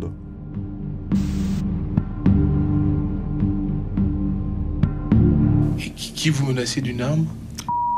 Celui qui dirige la gendarmerie. La franc-maçonnerie, ce n'est pas que la franc-maçonnerie, il y a aussi dans la maçonnerie d'autres maçonneries. Et donc autour de la franc-maçonnerie, par exemple du Grand Orient de France, il y a une église gnostique, ça on n'en parle pas. Il y a aussi des mouvements martinistes, ça on n'en parle pas. Il y a aussi des sociétés secrètes alchimiques, ça on n'en parle pas non plus. Alors évidemment, pour connaître tout ça, il faut être rentré un peu dedans, et encore faut-il s'être bien tenu, parce que sinon on ne rentre pas du tout. Ce que nous a dit et répété spontanément cette jeune femme a de quoi révolter. En particulier, lorsqu'elle affirme, malgré les menaces qui pèsent, dit-elle, sur elle, avoir fréquenté une secte satanique, les martinistes, avoir subi des tortures et torturé elle-même. On se fait battre, on se fait mettre des objets dans les orifices, on se fait... Il y a des fois des sacrifices d'enfants pour rendre grâce à Satan. Il y a beaucoup de choses comme ça. On tue un animal, on nous verse le sang sur la tête et le reste dans une coupole qu'on met sur l'autel. On va immoler un être vivant pour une cérémonie initiatique. Nous possédons de Martinez le détail concernant la réception de Villermoz, de ce qu'il était nécessaire pour son substitut d'accomplir comme pratique, geste et préparation pour le rituel de Réaucroix. Ce rituel incluait en effet un holocauste d'une tête de chevreuil ou, à défaut, d'un agneau noir, avec des crémations à effectuer aux différents angles de la langue, de la cervelle et des yeux de l'animal, ainsi que de la tête elle-même. Le souverain, c'est-à-dire Martinez, ouvrant préalablement la tête de l'animal en circonférence à l'aide de son couteau de cérémonie pour en faire surgir la cervelle. Il en retire la cervelle, la langue, et l'ensemble est ensuite entièrement consumé dans les 3 feux qui entourent les circonférences, la tête proprement dite dans le réchaud du nord, la langue dans celui de l'ouest et la cervelle dans le brasier du midi. Et donc en fait, vos parents, comme tous les parents de ces enfants dont vous nous parlez, vendaient leurs enfants. Exactement, puisque ça rapporte un certain pourcentage d'argent, puisqu'un enfant qui a moins de 8 ans vaut 22 000 francs. D'où viennent-ils, ces enfants? Les enfants qui sont sacrifiés ne sont pas déclarés ou sont des enfants étrangers. Notamment quand j'étais sur Agen, c'était des enfants, c'était des petits Africains, ils étaient noirs. Sur Jalais, j'en ai vu aussi, sur Nanterre aussi, mais c'était des petits blancs, des Français, mais c'est des enfants nés de viol. Des enfants nés de viol? Oui, qui n'avaient pas été déclarés, des accouchements et qui ont été faits chez les parents, dans des conditions abominables. Et donc, dans la mesure où ils n'étaient pas déclarés, ils étaient sacrifiés. Voilà. Non seulement vous faisiez partie donc de la secte, mais vous avez participé à ce rituel. Oui. En 94, j'ai dû sacrifier sous la menace d'une arme avec 2 de mes amis à Jalais un enfant. Et on a dû toutes les 3 l'assassiner, quoi. Sous la menace d'une arme, si on ne le faisait pas, on serait fait encore plus. Il l'aurait fait avec plus de violence et il nous aurait fait encore plus mal. Donc, on était obligés de le faire, quoi. Et qui vous menaçait d'une arme? Celui qui dirige la gendarmerie. Et ces cadavres, qu'est-ce qu'ils en font après? Celui qui m'a le plus marqué, puisque c'est celui auquel j'ai participé, ils l'ont emmené dans une cave qui était à Cholet, transporté dans un sac noir à poubelle noire avec une croix blanche renversée. Et ils avaient un gros bidon, ils ont mis quelque chose, je sais pas si c'était de l'essence ou de l'acide ou quelque chose comme ça. Mais moi et Sophie et Cécile, on s'est tous sauvés. Toutes les 3, on s'est sauvés. Donc en fait, ils brûlent les cadavres? Ils doivent les brûler, oui. Vous pensez que tout ça, c'est une sorte de réseau, des gens qui se tiennent un petit peu pour ne pas tomber, quoi. Voilà, et puis c'est pour se protéger aussi. Parce qu'étant donné quand même qu'il y a des hommes de loi qui sont dedans, c'est vrai que ça ferait quand même un drôle de tapage si on apprenait qu'il y avait des juges et tout ça qui faisaient partie de ces réseaux-là. Mais vous en avez vu, vous, personnellement? J'ai vu un email de monsieur. Moi, je ne savais pas qui c'était. C'était pour un transfert de fonds. Un transfert de fonds. Et vous pensez que ces gens-là font partie des sectes elles-mêmes? La secte satanique dont vous parlez ou... Ils les couvrent toutes. Je ne dirais pas forcément qu'ils en font partie, mais ils les couvrent, ça c'est sûr. Jean-Claude Dissès est l'avocat de Véronique à Agen, ville où elle fut transférée du Maine-et-Loire vers un foyer fréquenté par des pédophiles. D'abord sceptique sur les accusations de sa cliente, il est aujourd'hui convaincu qu'elle dit la vérité. Je la crois lorsqu'elle dit qu'elle a été violée dans sa famille. Je la crois lorsqu'elle dit qu'elle a été prostituée par certains membres de sa famille. Je la crois lorsqu'elle explique que cette prostitution est forcément et nécessairement passée par de nombreuses personnes adultes qui sont venues abuser d'elle pour de l'argent. Je la crois lorsqu'elle dit en même temps qu'elle était photographiée pendant ces scènes. Et je la crois d'autant plus que nous retrouvons apparemment, c'est le point qu'il faut vérifier, ces photos sur un CD-ROM à Amsterdam. Donc c'est bien elle qu'elle a reconnu, elle a dit ça c'est moi. Voilà, c'est ça, hein. C'est tout à fait ça. Elle dit c'est moi. Elle le dit devant un inspecteur de police et en même temps qu'elle s'identifie, elle identifie 5 de ses copains et copines d'enfance. Ça signifie que si ce point s'avère exact, il faut nécessairement que ces enfants aient été soumis à des scènes pornographiques, que ces scènes aient été filmées et que ces photos aient été envoyées à Amsterdam pour atterrir sur un CD-ROM pédophile qui a été saisi par la police hollandaise dans le cadre de procédures en Hollande. Et donc ça nécessite forcément qu'il y ait une organisation qui prend des photos, qui les diffuse. Et donc ça veut dire qu'il y a une organisation et qu'il y a un réseau. Véronique nous a conduits devant l'un des nombreux lieux où se passaient, selon elle, le 21 de chaque mois, des cérémonies sataniques. Alors c'est ici que je suis venue plusieurs fois.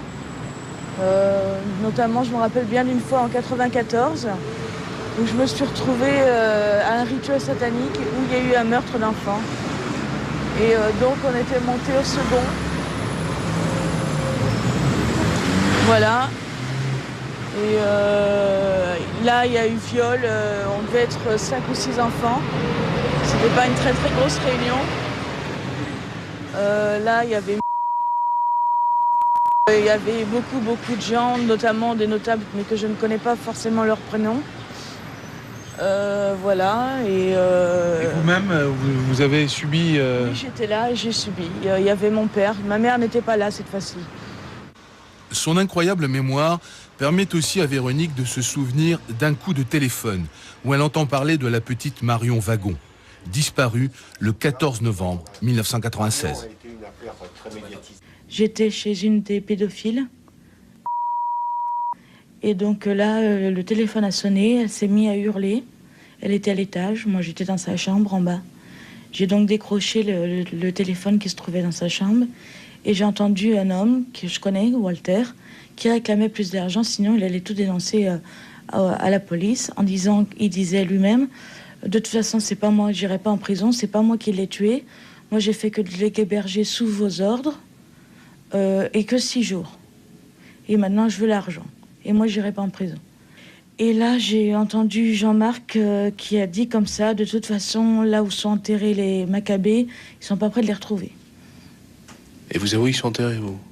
Je pense qu'ils sont enterrés à Grand-Charlotte, dans l'arrière-cour.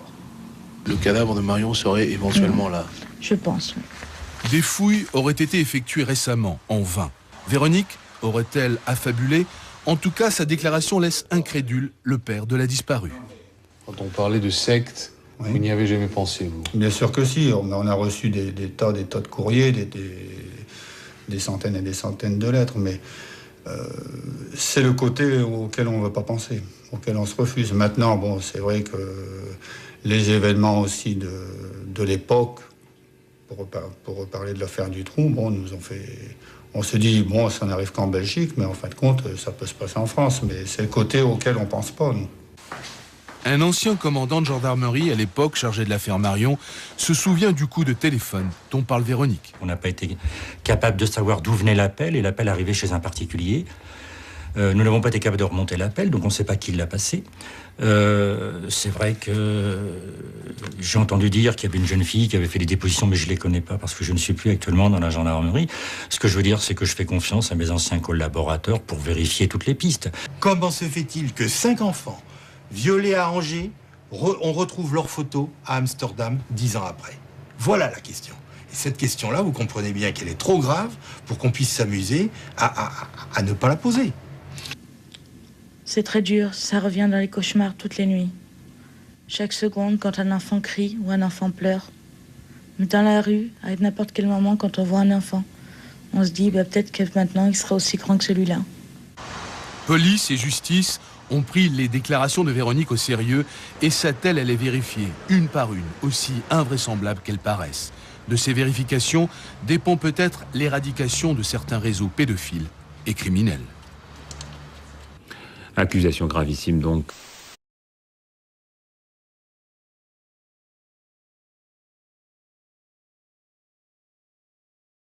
You mentioned that they seem to have a belief system as well. Could you talk about that? It's the Illuminati is the continuation of the mystery religions. As someone who becomes an adept of the Illuminati, they have to learn a whole series of paths. They give the different types of occult knowledge names from the 12 apostles of Judas, plus the 13th is called the Holy Grail. So as these men and women become very skilled in occult knowledge, and I'm not sure how much I should go into that, but I guess what I'm trying to say is that they'll be trained in alchemy, they'll be trained in Indian sorcery, they'll be trained in Druidism, Enochian magic, Gnosticism, Hermetic magic, Kabbalism, Plato, Sufism. They'll know all the different branches of occultism. You've got different levels that people operate within the Illuminati. There's the anarchy level, which is your common witchcraft covens, and then you got your hierarchy level. And on the anarchy level, there are thousands and thousands of covens. In fact, I have listed the addresses and the names of hundreds of these in one of my book of these covens. These covens are very eclectic. They can have their own traditions, their own rituals. There's a wide variety of practices on the anarchy level. In fact, that's what it looks like, is total anarchy. One doesn't see any connection. If you're programmed to multiple, you can function at many different levels, and you can have one personality that's in this coven, and another personality that's in that coven, and this personality that's in the Masonic Lodge, and this personality that participates in this hierarchy ceremony, and another personality that participates in another satanic ritual. It's very broken up. So one of the reasons why it's not easy to answer your question is basically everything we understood about human behavior and how to gauge or judge people is obsolete, because the mind control, by creating programmed multiple personalities, has made all of our ways of judging people obsolete. And so a person within the Illuminati, the supreme goal of somebody in the Illuminati is to balance their good deeds with their bad deeds. They're dualists. They're Luciferians at the highest level. And that's why your greatest philanthropist will very often be your highest ranking Satanist, because what they're trying to do with their philanthropy, which a lot of their philanthropy is self-serving, when you actually look at it, it's not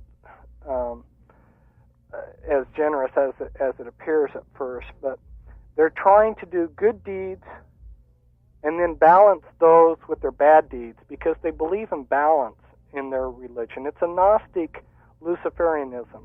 Now, I'd like to talk about the mind control that the Illuminati have used and the techniques therein. What is your understanding of how they have used mind control, and what form of mind control? The word that I like to use is total mind control, because it totally controls the person's body, soul, and spirit. And the common person out there has never really imagined that something so all-encompassing or so horrendous or so totally powerful as even exists. And when I say mind control, some people think, oh, television, yeah, or they think, oh, yeah, subliminals. No, I'm talking about something that's 1,000 or 10,000 times more powerful. This mind control is totally undetectable, and it totally controls the person, and it uses every known technique of controlling a person wrapped up in a sophisticated group package. And you have 100 techniques wrapped up together like that. You make a package deal that totally locks the victim in to the control. So can you talk about some of these techniques individually and how they were used as the group package? Yeah. When I started out to describe to people what was going on, I had files and files. I had about 150 files of different techniques. And I was thinking to myself, well, I can't talk about 150 techniques. That's too overwhelming for people. And so I thought, and I realized that all of these techniques broke down into 12 sciences. One of the sciences is the science of trauma and torture. Another science is how to use drugs, apply drugs to control a person, and another science that they have is their ability to use different mental states, which is hypnosis, disassociation, the trance states. Another one of their sciences is their skill at deceiving people and deceiving the victim themselves. One needs to understand, the listener needs to understand that these victims of Illuminati mind control do not even know themselves that they're under control. And there's a science of using spiritual things to control a person. In fact, actually, that is the perhaps one of the major, if not the most major, method of controlling a person. One of the things it's not politically popular for today for people in science to admit that mankind has a spiritual side to them, but humans do have a spiritual side to them. And the Illuminati understand how to spiritually control someone. Their understanding of that has boggled my mind. They have only allowed the common people, even the Christian people, a lot of our ministers only understand the crumbs have only gotten the crumbs, so to speak, on how to develop a person spiritually. And how do you feel that they have developed this and gained this knowledge? Well, a lot of it began back in the sleep temples of the Egyptians. We go back to your Egyptian priesthood and the mystery religions. They were already learning at that time how to use electric shock. They used electric eels and other things to electrically shock people. They had already started to learn the use of drugs and herbs to create altered states and to control people. These were secrets, though, that were very closely guarded by these Illuminati families and their mystery religion priesthoods. But they continued to develop these over the centuries. They want the traumatization to begin very early on because they want somebody who can trance out and disassociate from the pain. So you're probably familiar, and the listeners are probably familiar with the Indian fakers, the holy men in India who can walk on coals and stick pins in them and sleep on beds of nails. Well, this actually happens. Well, how does it happen? It's because they are able to disassociate and go into a trance state. And that's an altered state. The Illuminati want to create individuals who are able to disassociate very well, because that's part of the requirement to have the ability to become a multiple personality. And that is the purpose of the traumatization, is to create that dissociation? Yeah, that's one of the purposes. And what is the what is the importance of dissociation then within the total mind control? It's extremely important.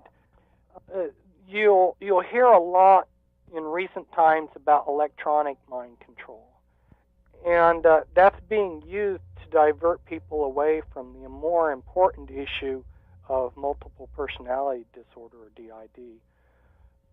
The ability to create multiple personalities that are programmed is extremely important. It's why they have the ability to be secret. It's why they're able to do so much in secret. The electronic mind control, throwing mental ideas into somebody's brain which are foreign, is not that much of a threat. I have worked with quite a few victims of electronic mind control, and the majority, if not all of them, are able to recognize that something's being beamed into their heads that's foreign. But when you are disassociated, when you have amnesia walls between yourself and other parts of your mind, you don't know what you yourself are in your entirety are all about. So hypnosis and trance and disassociation, they're all just different aspects of the same thing. And the Illuminati excuse me, have learned over the centuries how to put people into different states, mental states, and when information is learned in these different states, then to access that information best, you need to go back to that particular state. When you get into a particular situation that's reminiscent of a previous experience, that's when your memory of it is best triggered. Now they go a lot further than just using natural disassociation. They've learned how to create amnesia walls within the mind. And it's basically what they're doing to the mind is the same as what we do with computers. In order to make computers functional, they had to figure out some way to section off part of the computer's memory so that the user could not access that memory. They had to nest that memory. In human terms, you could say there's an amnesia wall there. How to build walls in the mind to mentally section off the mind. And they do this through trauma. If you get a severe enough trauma, what the mind will do in order to continue functioning is it will disassociate that trauma with an amnesia wall. For instance, if let's say you were in war and your best friend has just gotten blown to smithereens by an artillery piece, his guts are laying out, your mind may build amnesia walls around this event and you may not be able to remember it. So the worse the trauma, the better the amnesia walls. So the Illuminati take a small child at about 2 and they begin traumatizing it with the worst traumas that are imaginable so that they can create these amnesia walls. They find these disassociated pieces of the mind, which are just like, in a sense, floppy disks, and then they put in their programming to each of these disassociated parts of the mind as to what they want that part to become. Some of these parts they make into personalities, and so they create MPD, DID. They create multiple personalities, and then while they're creating these multiple personalities, they're programming them to be exactly what they want them to be. The programmers like to say this child is a piece of clay, and they view themselves as the potters to that clay. They're very skilled in knowing how to take a child and work with that child's mind to create what they want. You've got researchers like Hans Eisnick, who happened to have been born in Germany but left Germany. But anyway, and you've got other researchers too that have studied how your average evoked potentials that the brain, these are brain waves, your average evoked potentials of the brain waves. You can use EEGs to determine personality and IQ of a person. So when a child is born, they begin testing its brain to see what is this person's personality, what type of thinking is this person capable of, what type of career should we plan out for this person. So they take the natural bent of the mind, the natural capabilities of the mind, and they work with that. Likewise, when they're doing the traumatization and they're splitting the mind, they work with the child's creativity and they work with what those pieces of the mind, how those pieces of the mind think. Say perhaps by 18 months they'll be doing their EEGs and determining what they want to do.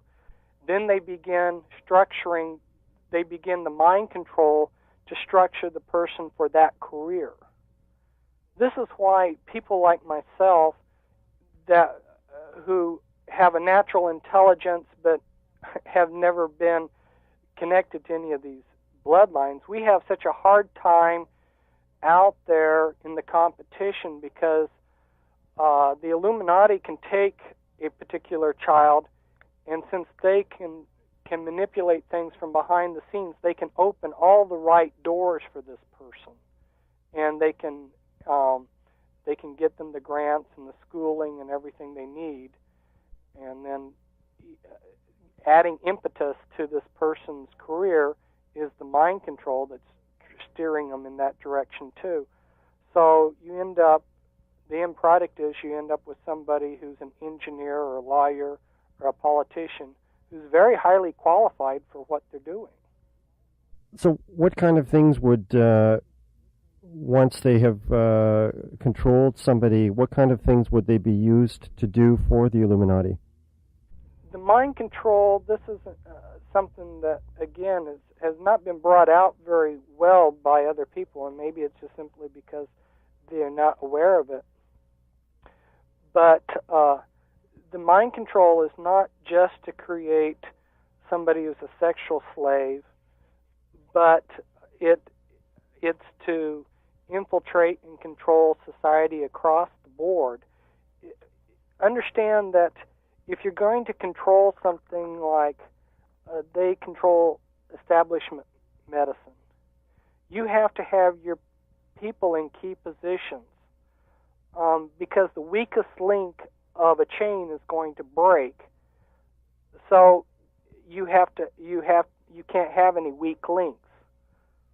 So they salt their people throughout society in general, from the gutter to the castles. But like, let's say you're trying to control medicine because the establishment medical system brings them in lots of money, and the medical establishment, as you may know, is very powerful.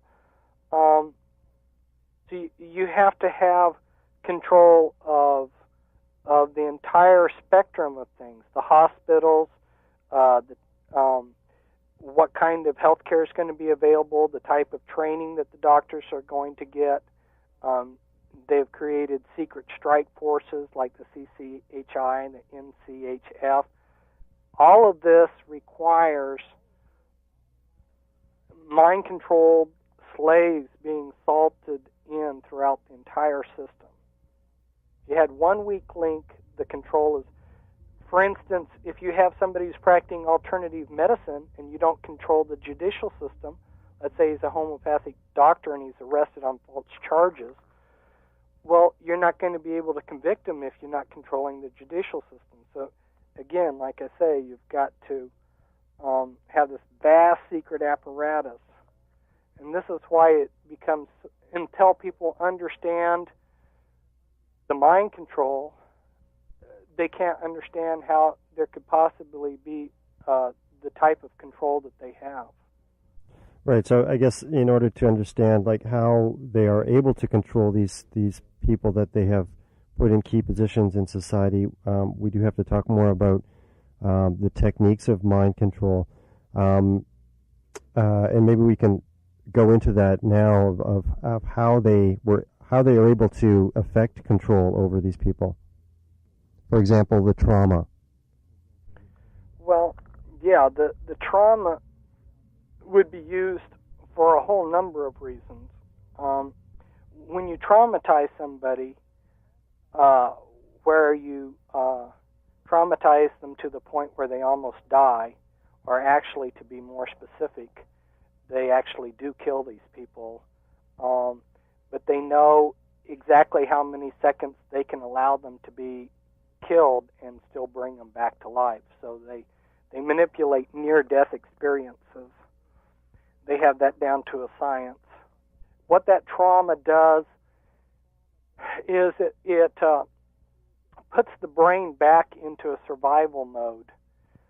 And now I have to get into explaining that the popular concept of the brain being one monolithic brain is real deceptive.